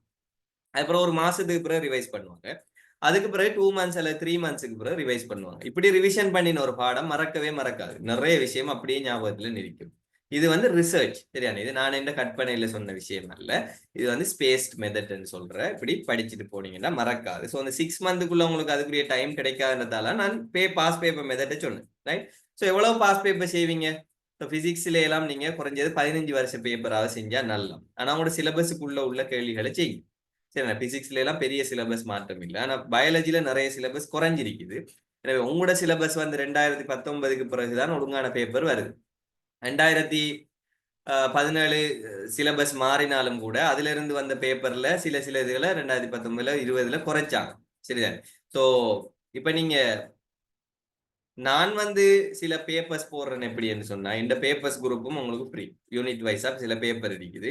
அதுல 2013 இருந்து கேள்வி இருக்குது. ஆனா உங்களோட சிலபஸுக்கு ஏற்ற கேள்வி மட்டும்தான் அதுல நான் போட்டிருக்கேன். ஆனா யூனிட் வைஸா தான் இருக்கு. அப்படி 2013 இருந்து நீங்க கேள்வி செய்யறதுக்கு உங்களுக்கு சில நேரம் 2010 வருஷம் 2014 தானே. நாங்க படிக்கிற நேரம் நான் 10 வருஷம் பேப்பர் செஞ்சேன். சரி, நான் செஞ்சதை சொல்றேன். சரிதானே. பயாலஜில 10 வருஷம், பிசிக்ஸ்ல 10 வருஷம், கெமிஸ்ட்ரியில 10 வருஷம் பேப்பர். அதுல 5 வருஷமாவது டைம் வச்சு செஞ்சேன். சரிதானே. 5 வருஷம் டைம் வச்சு செஞ்சேன். சரிதானே. ஸோ உங்களுக்கு அது நீங்க பேப்பரே ஃபுல்லா செஞ்சு ஒரு 10 வருஷமா செஞ்சா நல்லம். இந்த பெஸ்ட் அட்வைஸ் அதுதான். 10 வருஷமாவது பேப்பர் செய்யுங்க. பயாலஜில சிலபஸ் மாற்றம் இருக்கிறதுனால உங்களோட சிலபஸுக்குள்ள உள்ளதை செய்யும். சரியா. சிலபஸுக்குள்ள இல்லாத செய்ய வேணாம். ஸோ 2019க்கு பிறகு உள்ள பேப்பர் எல்லாம் நீங்க ஷுவரா செய்யலாம். அதை ஃபுல் பேப்பர் நீங்க செய்யலாம். அதுக்கு முதல் உள்ள பேப்பர்கள்ல சில கேள்விகள் 1-2 கேள்வி தான் உங்களுக்கு பொருத்தம் இல்லாம இருக்கும். ஸோ என்ன பேப்பர் குரூப்போட லிங்கையும் நான் டெலிகிராம் உங்களோட வாட்ஸ்அப் குரூப்ல போடுவேன். சரியான. ஆனா அதுல என்ன பிரச்சனைன்னா கிரேட் 12 வரைக்கும் உள்ள பேப்பர் தான் இருக்கு. கிரேட் 13 பேப்பர் உங்களோட எக்ஸாமுக்குள்ள நான் சிலபஸுக்குள்ள போடுறதுக்கு ட்ரை பண்ணேன். இது போன வருஷம் இருந்தா நான் கலெக்ட் பண்ண ஸ்டார்ட் பண்ணது. ஸோ மெல்ல மெல்ல கலெக்ட் பண்ணி கிரேட் 12 வரைக்கும் உள்ள அவ்வளோ பேப்பர்ஸும் இருக்குது. கிரேட் 13 பேப்பர் உங்களோட எக்ஸாமுக்குள்ள நான் அவ்வளவையும் செட் பண்ணி உங்களுக்கு போடுறது மெல்ல மெல்ல தான் போடுவேன். ஒரே அடியா போட மாட்டேன். ஸோ மெல்ல மெல்லவா போடுறதுக்கு ட்ரை பண்ணுவேன். அந்த குரூப் லிங்கையும் உங்களுக்கு அனுப்புறேன். ஸோ இந்த நோட்ஸ் லிங்க்கும் இருக்குது. அதுவும் ஃப்ரீ. ஸோ நோட்ஸ் குரூப்பையும் வந்து நான் அனுப்புவேன். சரிதானே. ஸோ அதையும் நான் உங்களோட குரூப்ல போட்டு விடுறேன். ரைட். ஸோ அதையும் நீங்க யூஸ் பண்ணி கொள்ளலாம். தேவையில்லாத யூஸ் பண்ண தேவையில்லை. ரைட். ஸோ அடுத்த பிரச்சனை இது வந்து படிக்கிற நேரம் யூஸ் பண்றது. ஷார்ட் நோட்ஸ் பயாலஜில நான் என்னட்ட படிக்கிற பிள்ளைகளை சொல்ற முக்கியமான விஷயம் ஷார்ட் நோட்ஸ் கடும் முக்கியம் பயாலஜில. பிசிக்ஸ் கெமிஸ்ட்ரியே ஷார்ட் நோட்ஸ் தான். அதுல சமன்பாடு அதுகள் இருக்குது. அதுகளை நீங்க ஷார்ட் நோட்ஸா எழுதினா கொஞ்சம் தான் வரும். ஆனா பயாலஜில ஷார்ட் நோட்ஸ் எடுக்கிறது கடும் முக்கியம். என்ன இந்த ரிசோர்ஸ் புக்கை எக்ஸாமுக்கு முதல் நாள் வாசிக்கிறத யோசிச்சு பாருங்க. இப்ப நிறைய பேருக்கு எக்ஸாம் கிட்டவா வார நேரம் தான் படிபடுறேன். சரிதானே. நிறைய பேர் படிபடுறது வந்து எக்ஸாம் கிட்டவா வார நேரம். ஸோ அந்த டைம்ல முழு ரிசோர்ஸ் புக்கையும் படிக்கிறதுக்கு டைம் கிடைக்காது. ஒன்று நீங்க ஹைலைட் பண்ணி வச்சிருக்கணும். நிறைய பேர் ஹைலைட் பண்ற எப்படி ஃபுல்லா கலர் பண்ணி வைக்கிறேன். சரிதானே. நிறைய பேர் என்ன செய்யற பச்சை கலர் புத்தகம் இருக்கும். 2 வருஷம் முடிகிற நேரம் பச்சையும் சிவப்பும் கலந்த ஒரு கலர்ஃபுல்லான படிவான புத்தகம் இருக்கும். அதுல திருப்பி வாசிக்க போனா திருப்பியும் அதே ரிசோர்ஸ் புக்கை ஃபுல்லா வாசிக்க வேண்டி வரும். சரியா. சோ அப்படி ஹைலைட் பண்றதால எந்த விதமான பிரயோசனமும் இல்லை. சரிதானே. சோ எக்ஸாமுக்கு முதல் நார்மலா படிக்கிறது நிறைய பேர் பழக்கம். சரிதானே. அதுக்கு என்ன இருக்கணும்? ஏற்கனவே படிச்ச அவ்வளவுடையும் ஷார்ட் நோட்ஸ் இருக்கும் என்றால், இப்ப உதாரணமா இது ஹார்ட். இந்த ஹார்ட்டுக்குரிய ஷார்ட் நோட்ஸ் இப்படி ஒரு படமாக இருக்கும் என்றால் அவ்வளவு புத்தகத்தை நீங்க வாசிக்க தேவையில்லை. ஸோ நான் புதுசா வந்த பேச்சுக்கெல்லாம் அதுதான் சொல்ற மெத்தட். சரிதானே. ஸோ அது வந்து அவங்களுக்கு அவங்க செய்யறாங்க. நல்லா போகுது. சரிதானே. ஸோ நீங்க இப்ப திருப்பி எல்லாத்துக்கும் ஷார்ட் நோட்ஸ் எடுக்க தொடங்கினீங்கன்னா அதுக்கு இருக்கிற டைம் காணாது. ஸோ நீங்க செய்ய வேண்டிய ஒரே ஒரு வழி ரிசோர்ஸ் புக் தான். அதாலதான் நான் சொல்றேன் ரிசோர்ஸ் புக்கை தனியா படிக்க போனீங்கன்னாலும் உங்களுக்கு டைம் காணாம போகும். எனவே பேப்பரோட சேர்த்து படிங்க. பேப்பரை படிங்க, அதுல ரிசோர்ஸ் புக்ல இருக்கிற விஷயத்த படிங்க. அப்படி படிச்சுட்டு போற நேரம் எது முக்கியமா கேள்வியில கேட்காங்கன்னு விளங்கும். எல்லாம் கேள்வியில வந்திருக்காது. சில விஷயம் கேள்விக்கு வந்திருக்கு. கேள்விக்கு வந்ததையெல்லாம் மார்க் பண்ணுங்க. அந்த ஏரியாவெல்லாம் ரெட் பண்ணுங்க. அல்லது முன்னுக்கு ஒரு கேள்வியில போடுங்க, இது இத்தனாம் ஆண்டு வந்த கேள்வி இல்ல உள்ள நோட்ஸ் ரிசோர்ஸ் புக்கு முன்னுக்கு எழுதி வைங்க. ஸோ அந்த அந்த பந்தி வந்து முக்கியம். திருப்பியும் அதே கேள்வி வருதுன்னா அது உங்களுக்கு இம்பார்ட்டன்ட் விஷயம், கடும் இம்பார்ட்டன்ட். இது திருப்பியும் வரலாம். இப்படி மார்க் பண்ணிட்டு போனீங்கன்னா ரிசோர்ஸ் புக்ல உங்களுக்கு விளங்கும் எது எது முக்கியம், எது எது நீங்க படிக்கவே தேவையில்லைன்னு விளங்கும். சரிதானே? சில விஷயம் நீங்க தொட வேண்டிய தேவையில்லாத விஷயங்களும் சிலது இருக்கும். சரிதானே? ஸோ அதை நீங்க கேள்வி செஞ்சுட்டு போனாதான் விளங்கும். திருப்பியும் அதை தான் அதே விஷயத்தை தான் சொல்றேன். ஸோ ஷார்ட் நோட்ஸ் எடுத்து வச்சிருந்தீங்க என்றால் அது உங்களுக்கு ஷுவரா ஹெல்ப் பண்ணும். சிலர் ஷார்ட் நோட்ஸ் எடுக்கிற அப்படின்னா நோட்ஸை பார்த்து சின்ன எழுத்துல எழுதுற அது ஷார்ட் நோட்ஸ் இல்லை, படம் கீறுறது, படத்தின் மூலம் கீறி வைக்கிறது. நிறைய அழகழகா படத்தை கீறி வச்சீங்கன்னா இதை நீங்க எக்ஸாமு கிட்ட பார்க்கக்குள்ள இதை பார்த்து நீங்க நோட்ஸை சொல்லலாம், வடிவா எழுதலாம். தமிழ் தானே அங்கால. இப்ப இதயத்தில் 4 அறை காணப்படும் என்று எழுதினாலும் சரி, இதயத்தில் 4 அறை உண்டு என்று எழுதினாலும் சரி, காணப்படுமுக்கும் உண்டுக்கும் மார்க்ஸ் வர போறல, இதயத்தில் 4 அறைங்கிறதுக்கு தான் மார்க்ஸ் வரப்போகுது. சரியா? சோ அந்த தமிழுக்கு அங்க மார்க்ஸ் வர போறல, சொல்லுகளுக்கும் அந்த பாயிண்ட்ஸுக்கு தான் மார்க்ஸ் வரப்போகுது. முக்கியமான பயாலஜி டேர்ம்ஸுக்கு தான் மார்க்ஸ் வரப்போகுது. சோ அதை எடுக்கிறேன்டா பேப்பர் படிச்சிருக்கோம். ஸோ இது உங்களுக்கு 7 மண்டா சில முக்கியமான விஷயத்துக்கு ஷார்ட் நோட்ஸ் எடுத்து வச்சுக்கொள்ளுங்க. ஸோ இதெல்லாம் நான் இப்ப சொல்ல விரும்பல. இன்னொரு முக்கியமான கடைசியா சொல்ல வேண்டிய ஒரு விஷயம், படிக்கிறதுலேயே பெஸ்ட் மெத்தட் வந்து என்ன மெத்தட்? ஸோ நீங்க இது முண்டியும் கேள்விப்பட்டிருப்பீங்க, நிறைய பேர் சொல்லியிருப்பாங்க. ஸோ இன்னொரு ஆளுக்கு டீச் பண்றது தான் நீங்க படிக்கிறதுலே பெஸ்ட் மெத்தட். ஸோ ஒரு ஆள் சொல்றத கேட்டுக்கு இருந்தால் அதுல ஒரு 10% குறைவா தான் உங்களோட மனசுல பதியும். சரியா? வெறுமனே சும்மா மூடிக்கிட்டு வாசிச்சீங்கடா அல்லது இன்னொரு வீடியோவை பார்த்தீங்கன்னா ஒரு 30% 20% தான் பதியும். ஆனா பெஸ்டா உங்களுக்கு பதிகிற மெத்தட் என்னன்னு சொன்னால் 90% பதியணும் என்று சொன்னால் இன்னொரு ஆளுக்கு நீங்க என்ன செய்யணும், டீச் பண்ணணும். சரியா? ஸோ இன்னொரு ஆளுக்கு டீச் பண்ணி படிக்கிறது வந்து இன்னொரு ஆள் இருந்தா தான் டீச் பண்ணணும் இல்ல. ஸோ நான் படிக்கக்குள்ள சில டிப்ஸ் உங்களுக்கு சொல்லுவேன். ஸோ நான் என்ன செய்வேன், ஒரு போர்டு ஒன்றே நெட்டு ஒயிட் போர்டோ அல்லது பிளாக் போர்டு இருக்கும். நான் படிச்ச விஷயங்களை அல்லது இன்றைக்கு நான் ஒரு விஷயத்தை படிச்சேன்னு சொன்னால் அது மறக்காம இருக்கணும் என்றால் நான் என்ன செய்வேன், அதை முன்னுக்கு கொஞ்சம் டீச்சர்ஸ் இருக்கிறதாக நினைச்சு கொண்டு நான் அந்த ஒயிட் போர்டில் விளங்கப்படுத்துவேன். ஸோ நான் விளங்கப்படுத்தக்குள்ள மனசுக்குள்ளால விளங்கப்படுத்த மாட்டேன், சத்தம் போட்டு விளங்கப்படுத்துவேன். யாரும் இருக்க மாட்டாங்க. மேபி ஒரு கடியன் ஒரு கொசு கேட்டு இருக்கும். ஸோ மற்றபடி வேற ஆக்கள் இருக்க மாட்டாங்க. நான் அவங்களுக்கு டீச் பண்ற மாதிரி பாயிண்ட்ஸ்களை விளங்கப்படுத்துவேன். ஸோ அப்படி விளங்கப்படுத்துற நேரம் என்ன நடக்கும், ஒன்று நான் ஆக்டிவா இருப்பேன், இன்னொரு ஆளுக்கு உண்மையாவே விளங்கப்படுத்தினீங்கன்னா அது இன்னும் நல்ல அவர் கேள்வியும் கேட்பார், எனவே இன்னும் படிப்பீங்க. ஸோ விளங்கப்படுத்துற நேரம் என்ன நடக்கும், நீங்க வாயால பேசுவீங்க, உங்களோட காதுக்கு நீங்க பேசுறது கேட்கும். ஸோ சத்தம் போட்டு படிக்கிறது நன்மை தான். ஸோ ஓவரா மனசுக்குள்ளால படிக்கக்குள்ள வேற வெளியிருந்து வர சத்தம் எல்லாம் காதுக்குள்ள விடும். கிளி கத்துறது, கோழி கத்துறது, பள்ளி கத்துறது எல்லாம் விடும். நான் கொஞ்சம் வாயால உரத்து பேசினீங்கன்னு சொன்னால் காதுக்குள்ள நீங்க கதைக்கிறது தான் போய் சேரும். எனவே வேற டிஸ்ட்ராக்ஷனை கொஞ்சம் குறைக்கணும். நீங்க படிக்கக்குள்ள நீங்க போட்ல கன்சென்ட்ரேட் பண்ணுவீங்க. எனவே பார்வையும் ஒரு இடத்துல இருக்கும். ஸோ கன்சென்ட்ரேஷனுக்கு பெஸ்ட் மெத்தட் இன்னொரு ஆளுக்கு டீச் பண்ற மெத்தட். சரிதானே? ரைட். ஸோ அதுல நிறைய மெத்தட்ஸ் இருக்கு, அதெல்லாம் நான் சொல்ல விரும்பல. இன்னொரு முக்கியமான விஷயம் பிரேக் எடுக்கிறது. ஸோ சிலர் என்ன செய்யறேன்டா 24 மணி நேரம் படிக்கிறேன். சில பேரண்ட்ஸ் சொல்லுவாங்க, இந்த பிள்ளை 24 மணி நேரம் படிக்கிறேன், பிரேக்கே இல்லை, விடாம படிச்சுக்கிட்டே இருக்கிறேன். இப்படி படிக்கிற ஆக்கள்ல மார்க்ஸ்கள் பெறுபர்களை பொதுவா பார்க்கிற நேரம் குறையதான் இருக்கு. ஸோ 24 மணி நேரம் படிக்கலாம் உண்டு, முதலாவது 6 மணி நேரம் தூங்கும். ரெண்டாவது படிக்கும் போதும் என்ன செய்யணும் சொன்னால், ஸோ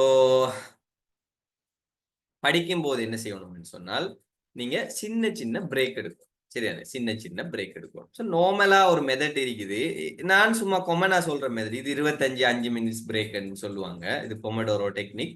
இது வந்து ரிசர்ச் பண்ணப்பட்ட ஒரு மெத்தட். நீங்க நார்மலா எப்படி செய்யலாம் என்றால் 50 மினிட்ஸ் படிக்கிற 10 மினிட்ஸ் பிரேக் எடுக்கும். ஸோ 10 மினிட்ஸ் பிரேக் கொண்டு ஷுவரா எடுக்கும். சரியான. ஸோ உங்களோட மூளைக்கு ஓய்வு தேவை இல்லையா? ஸோ மூளை படிக்கிறதுங்கிறது மூளைக்கு நீங்க செய்யற பெரிய வேலை. நீங்க யோசிக்கீங்க, பாடமாக்குறீங்க, மெமரைஸ் பண்றீங்க, உங்களோட மூளையத்துல நிறைய பகுதிகள் வேலை செய்யும். அந்த வேலை செய்யற பகுதிகளை நீங்க கொஞ்சம் யூஸ் பண்றதுக்கு கொஞ்சம் ரெஸ்ட் கொடுக்கணும். ஸோ நீங்க ஒரு 5 மணித்தியாலம் தொடர்ந்து இப்படின்னு தான் நடக்கிற. சரிதானே? ஸோ நிறைய பேர் கிளாஸுக்கு ஒரு 2 hour 3 hour தொடர்ந்து கிளாஸ் நடந்தா கடைசியா படிக்கிற விஷயங்கள் மண்டைக்கு ஏறவே மாட்டாது. சரிதானே? ஸோ நார்மலா நீங்க ஒரு 50 நிமிஷம் படிச்சு முடிய ஒரு 10 மினிட்ஸ் நீங்க பிரேக் எடுக்கும். அந்த 10 மினிட்ஸ் பிரேக்ல நீங்க போன் தொடக்கூடாது, முக்கியமான விஷயம். சரியா? ஏன்டா நீங்க போனுக்கு நீங்க ஏற்கனவே ஒரு டைம் ஒதுக்கி இருக்கீங்கன்னு. ஸோ சில அந்த டைமுக்குள்ளதான் நீங்க போனை தொடும். சரியானே. அது செல்ஃப் டிசிப்ளின் முக்கியம். இப்ப நீங்க சிலர் சொல்லலாம், நான் 10 மினிட் பிரேக் எடுப்போம் டெய்லியுமே, அதுக்கப்புறம் இருக்கவே டைம் கிடைக்குது இல்லன்னு சொல்லலாம். சரியானே. அது உங்களோட பிரச்சனை. உங்களோட டிசிப்ளின்ல உள்ள பிரச்சனை. சரியானே. உங்களால உங்கள கண்ட்ரோல் பண்ண இயலுதில்ல. அதான் நான் ஆரம்பத்திலேயே சொன்னேன். நீங்க என்ன செய்யணும்? டைம் ஷெட்யூலுக்கு இயங்கணும். சரியானே. ஸோ 10 மினிட்ஸ் முடிய நான் திருப்பி வருவேன்ண்டு. ஏன்னா அப்ப உங்களுக்கு கோல் இருக்கு. காலையில எழும்பக்குள்ள என்ன இருக்குது? கோல் இருக்கு. கோலை முடிக்கணும்னா டைமை வேஸ்ட் பண்ணலாம். 2 வருஷத்துக்கு கோல் இல்ல. இன்றைய கோல். இன்றைக்கு 3 கோல் இருக்கு. சரியா? இலக்கு 3 இருக்கு இன்றைக்கு. அந்த 3 இலக்கையும் எழுதணும்னா எழும்பிட்டு போய் திருப்பி வந்திருக்க இல்லாட்டி பிரச்சனை உங்களுக்கு அந்த கோலை முடிக்க இயலாது. சரியா? சோ இன்றைய கோலை நீங்க முடிக்கணும்னா என்ன செய்யணும்? சோ அந்த 10 மினிட்ஸுக்கு நீங்க போயிட்டு சும்மா ஒரு வெளியால போயிட்டு அம்மாவோட அல்லது அப்பாவோட கதைச்சிட்டு வர்றது அல்லது ஒரு வீட்டை ஒரு சின்ன பிள்ளை இருக்கும் அதோட கொஞ்சம் பேசிட்டு வர்றது சும்மா ஏதாவது ஒரு ரெஸ்டாரண்ட் எடுத்துட்டு வர்றது சரியா அல்லது இருந்த இடத்துல இருந்தே ஏதாவது வேற ஏதாவது ஒரு சில ஸ்டோரி புக்ஸ் இருக்கும் அதை ஒரு 10 மினிட்ஸுக்கு வாசிக்கிறது அப்படி சில ஆக்களுக்கு பழக்கம் இருக்கும் புக்ஸ்ல இன்ட்ரெஸ்ட்ஃபுல்லா அப்படி இல்லாட்டி நீங்க புக்ஸ் தேவையில்லை ஏன்னா அதுலயே தொடர்ந்து திருப்பி அது அரை மணி தேலம் போனா அது பிரச்சனை சரியா இன்ட்ரெஸ்ட் ஆன வாசிக்க தொடங்கினா ஓவரா பிரச்சனை ஆயிடுச்சு சரியா ஸோ ஏதாவது ஒரு விஷயத்தை செஞ்சுட்டு வந்து 10 மினிட்ஸால திருப்பி வரணும் சரிதானே 10 மினிட்ஸால திருப்பி ஸ்டார்ட் பண்ணிட்டோம் அந்த 10 மினிட்ஸ் பிரேக்ல நீங்க டீ குடிக்கலாம் போட்டை குடிக்கலாம் சின்ன சாப்பாடு ஒன்று எடுத்துக்கொள்ளலாம் ஏதாவது ஒன்று செஞ்சு அந்த 10 மினிட்ஸை நீங்க பிரேக் ஒன்று எடுத்து எடுத்து படிச்சு பாருங்க நீங்க இப்ப எல்லாம் வந்து நான் சொல்றதால ஒன்றும் நடக்க போறேன் நீங்க நான் சொல்றதை கேட்டுக்கொண்டிருக்கிறதால எதுவும் நடக்க போறல நீங்க செஞ்சு பார்க்காத வரை சரியா செஞ்சு பார்க்காத வரை இது எல்லாம் சாத்தியமா இந்த மாதிரி தான் இருக்கும் ஏன்னா இதெல்லாம் நிறைய பேர் எக்ஸ்பீரியன்ஸை தொகுத்து நான் கதைக்கிற விஷயம் நான் ஒரு கற்பனையில இமேஜினேஷன்ல இப்படி செஞ்சா இப்படி செஞ்சா இப்படின்னு காய்ச்சிட்டு போகல நிறைய ரிசர்ச்ல நிறைய பேர் எக்ஸ்பீரியன்ஸை வச்சு அனுபவங்களை வச்சு தான் நான் காய்ச்சிட்டு இருக்கிறேன் ஸோ இந்த விஷயங்களை செஞ்சு பாரு செய்யும் போது ஷுவரா அவங்களுக்கு சேஞ்ச் விளங்கும் சரியா உங்களோட சேஞ்ச் உங்களுக்கு விளங்கும் அதை நீங்க அப்படியே கண்டினியூ பண்ணுங்க ஒவ்வொரு நாள் தூங்கக்குள்ள எப்படியும் உங்களுக்கு ஒரு ஹாப்பினஸ் கொண்டு வரும் சரியான இதெல்லாம் நான் ஏற்கனவே சொல்லிட்டேன் ஸோ ஸ்டே ஹெல்த்தியா இருக்கிறது ஸோ மைண்டை ரிலாக்ஸ் பண்றது இதெல்லாம் சிலபஸ்ல இருக்கிற விஷயங்களை முடிச்சு கொள்றது ரைட் ஸோ இவ்வளவுதான் நான் இன்றைக்கு உங்களுக்கு சொல்ல வந்த விஷயம் ஸோ படிக்கிற டெக்னிக்ஸ் ஸோ ஞாபகப்படுத்துற ஒரு விஷயம் இருக்கு அந்த பாடமாக்குற விஷயத்துல இப்ப விளங்கினத்துக்கு பிறகு ஒரு கன்செப்டை விளங்கினத்துக்கு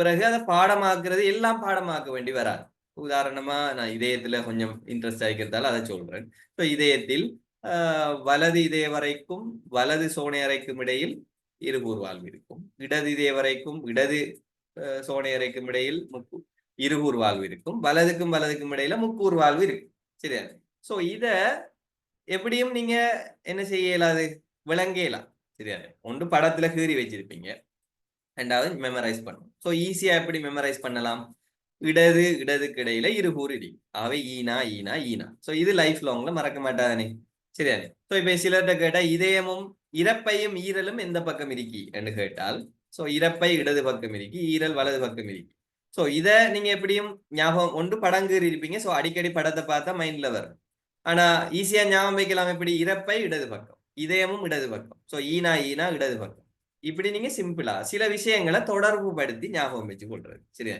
சோ சில நேரம் டீச்சர் படிப்பிக்கக்குள்ள ஒரு கதை சொல்லியிருப்பார் அல்லது ஒரு ஜோக் சொல்லியிருப்பார் இந்த விஷயத்த நீங்க புடிச்சு வச்சு கொள்வீங்க அந்த ஜோக்கை மறந்துடுவீங்க ஆனா அந்த ஜோக் முக்கியம் அந்த ஜோக்கை ஞாபகம் வச்சிருந்தீங்க என்றால் அந்த விஷயம் ஆட்டோமேட்டிக்கா ஞாபகம் வரும் சரியானே சோ இப்படி அந்த தொடர்பு படுத்தி ஞாபகப்படுத்துறதன் மூலம் சரியா லைஃப்ல நடந்த சில விஷயங்களை உங்களோட உடம்புக்குள்ள இப்படி நடக்குது என்று படிக்கிறது உதாரணமா நீங்க சாப்பிடுறது சமிபாட்டு தொகுதி படிக்கக்குள்ள நான் சாப்பிட போறேன் நான் கார்போஹைட்ரேட்டை சாப்பிடுறேன் என்ன நடக்கும் வாய்க்குள்ள வந்து அமைலேஸ் வரும் அதுக்கு பிறகு இறப்பைக்குள்ள போகும் இறப்பைக்குள்ள என்ன நடக்கும் எவ்வளவு நேரம் இருக்கும் என்ன ஆசிட் வரும் என்ன நொதியம் வரும் கார்போஹைட்ரேட் இறப்பைக்குள்ள செமிக்குமா சோ அடுத்த சமிபாடு எங்க நடக்கும் முன் சிறுகுடலுக்குள்ள நடக்கும் சோ அங்க என்ன சுரக்கும் சோ பித்தப்பையில இருந்து என்ன வரும் இப்படி உங்களோட தொடர்படுத்தி படிக்கிறது சரியா இப்படி நீங்க வந்து அந்த மெமரைஸ் பண்ணக்குள்ளேயும் அந்த டிப்ஸுகளை சிலதை யூஸ் பண்ணி கொள்ளலாம் சரியா ஸோ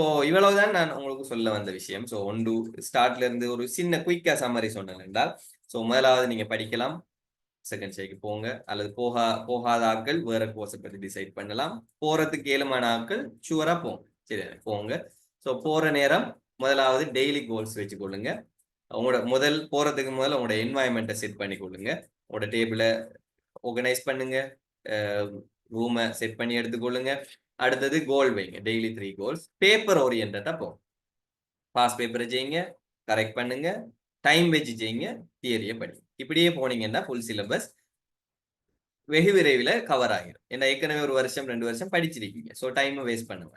அதே மாதிரி தொடர்ந்து படிக்காதீங்க, பிரேக் எடுத்து எடுத்து படிங்க. ஒவ்வொரு நாளும் 3 பாடத்தையும் படிக்கிற மாதிரி டைமை செட் பண்ணி கொடுங்க. ஒவ்வொரு நாளும் 6 ஹவர் தூங்குங்க, கட்டாயம் டீப் ஸ்லீப்புல போங்க. அதே மாதிரி ஹெல்த்தியான சாப்பாடை சாப்பிடுங்க, படிக்கிற நேரம் தண்ணியை குடிச்சு கொடுங்க. சரிதானே? மூச்சு நல்லா எடுக்கக்கூடிய மாதிரி வச்சு கொடுங்க. போன் வேற வேற டிஸ்ட்ராக்ஷனுக்கு நீங்க வேற ஒரு கிளாஸ் ஒரு டைமை வச்சு கொடுங்க. 30 மினிட்ஸ் 1 ஹவர். அந்த 1 ஹவருக்கு மேல போன் பாவிக்காது. சரியா? அப்படி வச்சுக்கொண்டீங்க என்றால் அது உங்களுக்கு ஒரு நாளைக்கு போன் பாவிச்ச திருப்தி ஒன்று கிடைக்கும் தானே. ஸோ மற்ற நேரத்தில் படிங்க. ஸோ இவ்வளவும் செஞ்சுட்டு போனாலே அடுத்த மெமரி பண்றதுக்கு நீங்க ரிவைஸ் பண்ணி பண்ணி போங்க. ஸோ மெமரைஸ் பண்றதுக்கு சின்ன சின்ன டிப்ஸை யூஸ் பண்ணுங்க. அதை நீங்க கிரியேட் பண்ணலாம். உதாரணமா நீங்க ஆவர்த்தன அட்டவணை முந்தி எப்படி பாடமாக்கினீங்க, ஹாய் ஹலோ லீலா பேபின்னு பாடமாக்கினீங்க. அதால உங்களுக்கு ஆவர்த்தன அட்டவணை மறக்கலன்னா அப்படி நீங்க பாடமாக்குற போது சில சில விஷயங்களை போட்டு அது ஈஸியா ஞாபகத்துல நிற்கும். எல்லாத்தையும் பாடமாக்காம ஃபர்ஸ்ட்டுக்கு விளங்குங்க, கன்செப்டை விளங்கி போட்டு பாடம். சரியா? ஸோ அந்த விஷயத்துல இதுகளை நீங்க கன்சென்ட்ரேட் பண்ணினீங்கன்னா உங்களால அச்சீவ் பண்ணலாம். ஷுவராக நீங்க எல்லாரும் நெக்ஸ்ட் அட்டெம்ப்ட்ல 3 எடுக்கணும் என்றது என் ஆசை, விருப்பம். நானும் உங்களுக்கு என்னால ஏழுமான சின்ன சின்ன சப்போர்ட் செய்யலாம். ஆனா மத்தாக்கள் செய்யற சப்போர்ட்டை விட உங்களோட முடிவு, உங்களோட உழைப்பு தான் முக்கியம். ரைட்? ஸோ சில கேள்விகள் இருக்குது, நான் மெல்ல மெல்ல பார்த்துட்டு வரேன். உங்களுக்கு ஏதாவது கேள்விகள் இருந்தா போடலாம், அல்லது உங்களோட ஏதாவது கமெண்ட்ஸ் இருந்தாலும் சொல்லிட்டு போகலாம். ஸோ ஆரம்பத்தில இருந்து பார்க்கறது கொஞ்சம் கஷ்டமா இருக்குது. ஸோ இடையில இருந்து வரேன். ஸோ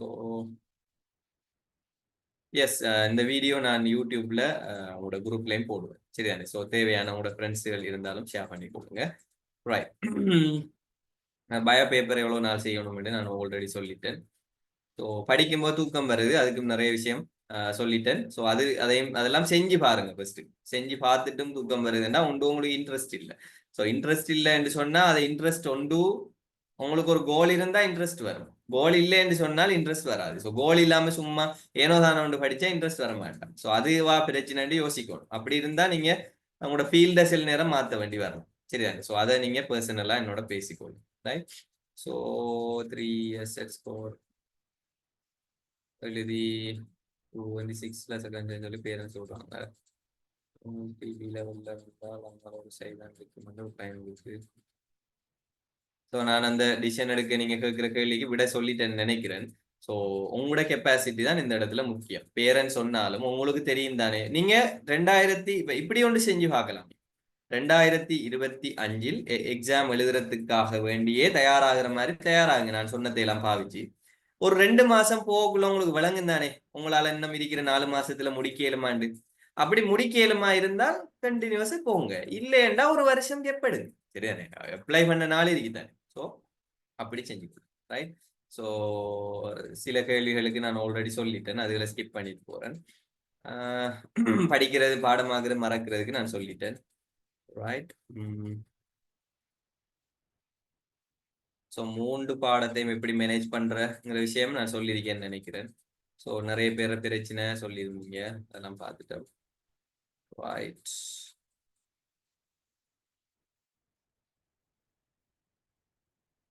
பேரண்ட் சப்போர்ட் சம்பந்தமா பேசிட்டேன். ஸோ எஸ்ஏ எழுதி பழகல, அதுதான் நான் இப்போ சொன்னேன். எஸ்ஏ எழுதி பழகணும். சரி, அந்த லேர்னிங் மெத்தட்ஸ் கொஞ்சம் சொல்லி தந்திருக்கிறேன். ஸோ பெஸ்ட் மெத்தட் வந்து teaching method. Right? So one side brain வலி என்ன நார்மலா அது நாங்க மிக்ரெயினாக இருக்கலாம். சரி, அந்த தலைவலி இல்லை நம்ம சைனசைட், நிறைய நோய்களால தலைவலி வரும், ஸ்ட்ரெஸ் ஆலையும் தலைவலி வரும். ஸோ நீங்க பர்சனலா ஏதாவது அட்வைஸ் தேவைன்னா என்கிட்ட கேட்டுக்கொள்ளுங்க. சரிதானே?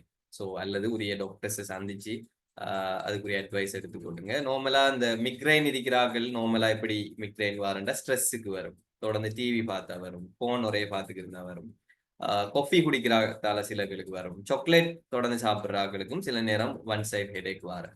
ஸோ அப்படியான பழக்கங்கள் இருந்தால் அதுகளை நீங்க குறைச்சிக்கோங்க. இன்ட்ரெஸ்ட் காணாத விஷயத்துக்கு சொல்லிட்டேன். ரைட். ஸ்லீப் விஷயம் நிறைய பேர் கேட்டிருந்தீங்க, எல்லாருக்கும் சொல்லிட்டேன்னு நினைக்கிறேன். ஸோ செல்ஃப் கான்ஃபிடன்ஸ் நீங்க எப்படித்தான் நான் மோட்டிவேட் பண்ணி நீங்க மோட்டிவேட் ஆகிறத விட நீங்க உங்களை மோட்டிவேட் ஆகுறது தான் பெஸ்ட் வே. அது சொல்ற செல்ஃப் மோட்டிவேஷன். ஸோ நான் இப்ப சொல்றது இன்றைக்கு நல்லா இருக்கும் கேட்கறதுக்கு, இன்னொரு 3 நாளையால மறந்துடும். ஸோ நான் 3 நாளைக்கு ஒருக்கா ப்ரோக்ராம் செய்யலாம், எல்லாரும் வர மாட்டீங்க, அலுப்படிக்கும் சரியானே. ஸோ இப்ப வயசுல இருக்க அலுப்படிச்சு. ஆனா நீங்க உங்களை மோட்டிவேட் பண்றது ஒவ்வொரு நிமிஷமும் செய்யும்.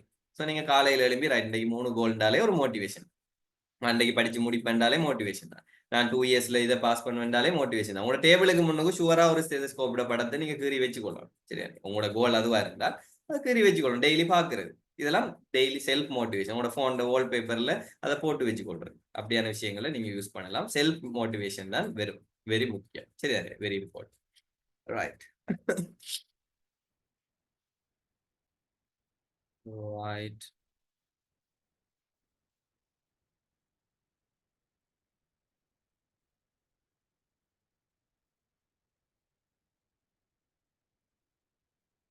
நான் அந்த ப்ரெசன்டேஷனை கேன்சல் பண்றேன். கேள்விகளை பார்த்துட்டு போறோம்.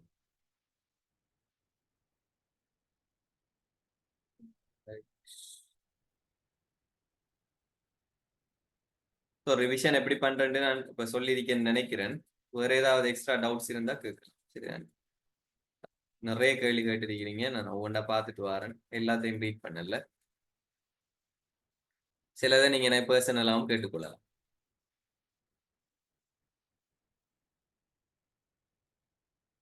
ப்ரெசன்டேஷனை போடுறேன், அதுல அந்த படங்கள் இருக்கும், தேவையானதை நீங்க எடுக்கலாம்.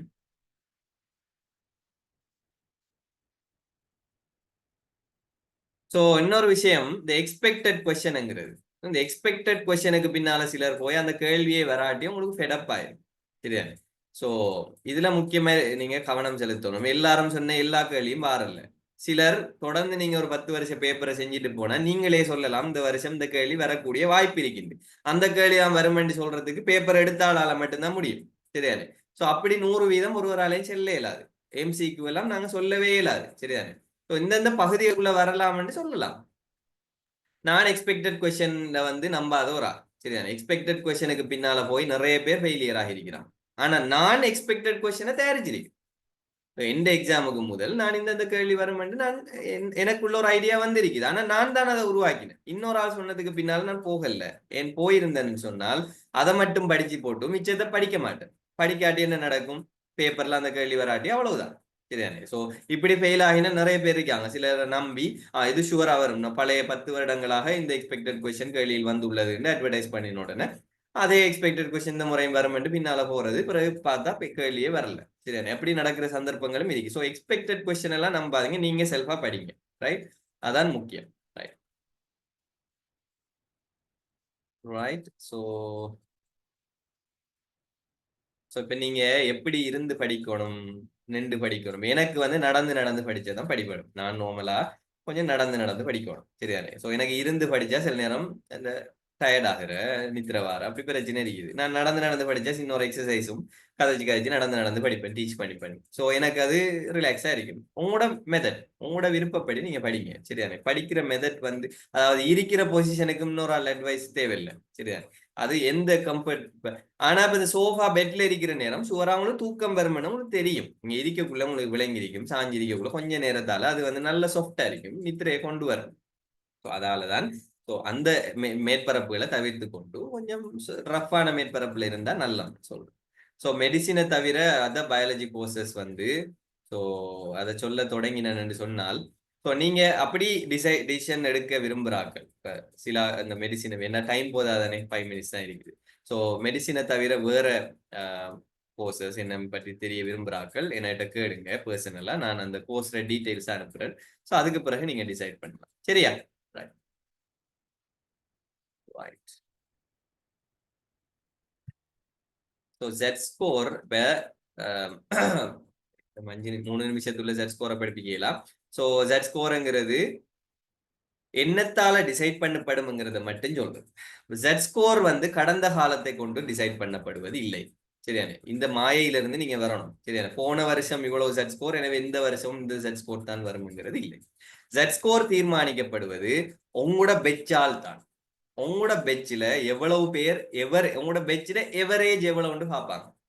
இப்ப நீங்க 100 பேர் எக்ஸாம் எழுதினால் உங்களோட எவரேஜ் வந்து 50 என்றால் அந்த 50 உங்களோட ஜெட் ஸ்கோர்ல செல்வாக்கு செலுத்தும். ஜெட் ஸ்கோர்ங்கிறது என்னென்றால் நீங்க அந்த 50ல இருந்து எவ்வளவு தூரம் விலகி இருக்கீங்கிறது தான் ஜெட் ஸ்கோர். இப்ப நீங்க ஒரு 85 மார்க்ஸ் எடுத்தீங்கன்னா நீங்க 50ல இருந்து 35 மார்க்ஸ் விலகி இருக்கீங்க, அப்ப நீங்க கூட இருக்கீங்க. இப்ப எவரேஜ்ல இருந்து நீங்க கூட ஜெட் ஸ்கோர் எடுப்பீங்க.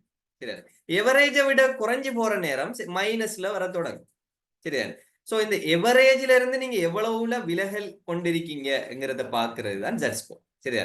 சோ இதுக்கு நிறைய கால்குலேஷன் இருக்கு. சோ நியம விலகல் வலை அது இதுன்றெல்லாம் இருக்கு. மெட்ஸ்ல படிப்பாங்க. தேவைண்டா இந்த கிளாஸ்ல நான் அதை வளமையா செய்யறது ஒரு செஷன்ல. இப்ப டைம் காணும் எப்படி கால்குலேட் பண்றதுலாம். நீங்க சும்மா சட் ஜிபிடி தெரியும்னு நினைக்கிறேன், அல்ல கூகுள்ல how to calculate Z score அடிச்சீங்கன்னா சின்ன ஒரு சமன்பாடு கொஞ்சம் வரும்.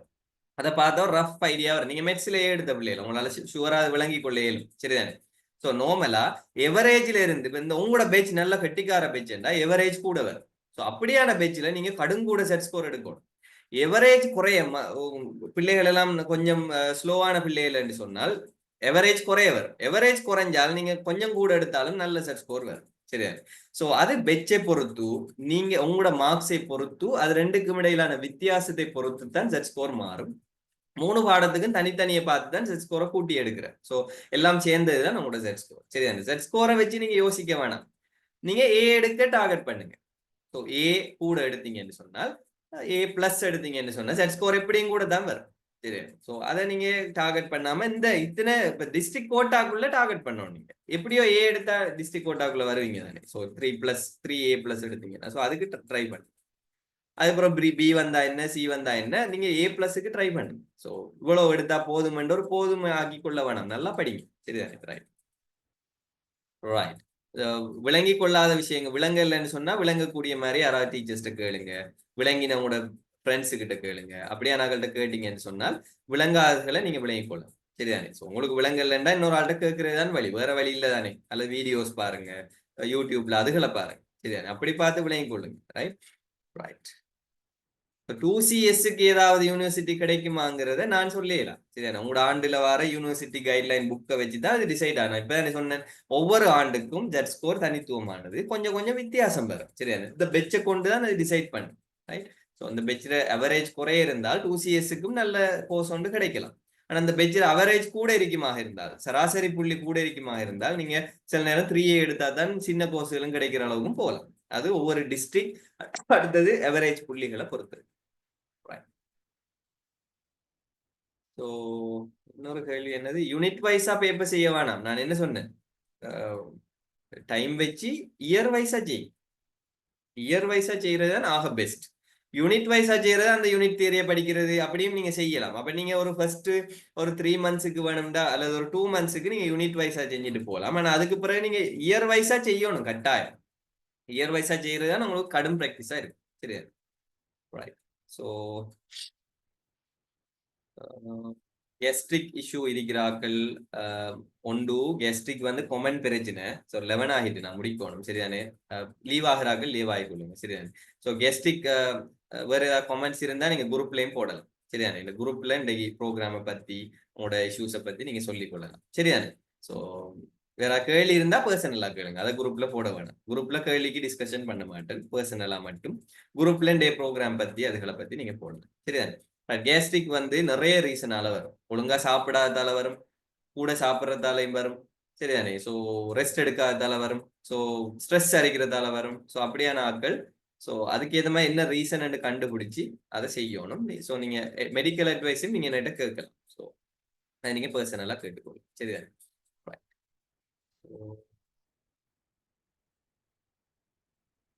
பெடப்பாகிற நேரம் செல்ஃப் மோட்டிவேஷன் அல்லது இன்னொரு ஆள் செஞ்ச மோட்டிவேஷனை கேட்கறது. சரியா? இப்ப நான் செஞ்ச வீடியோ சில நேரம் வச்சு கொண்டிருந்தீங்கன்னா திருப்பி கேட்கிற நேரம் ஒரு மோட்டிவேஷன் வரலாம். அல்லது யூடியூப்ல ஒரு மோட்டிவேஷன் வீடியோ பாக்குறது, அல்லது பெடப்பாகிற நேரம் செல்ஃபா மோட்டிவேட் ஆகுறது. அதான் நான் ஆல்ரெடி சொன்ன விஷயம். சரியா? ரைட். ஓகே. ஸோ அவ்வளவுதான், கேள்வி முடிஞ்சதால நாங்கள் முடிச்சு கொள்வோம். வேற ஏதாவது கமெண்ட்ஸ் இருந்தா குரூப்ல போடுங்க. சரியான இதுல என்ன நான் வச்சுட்டு இழுக்க விரும்பல. Okay okay, thank you, good night.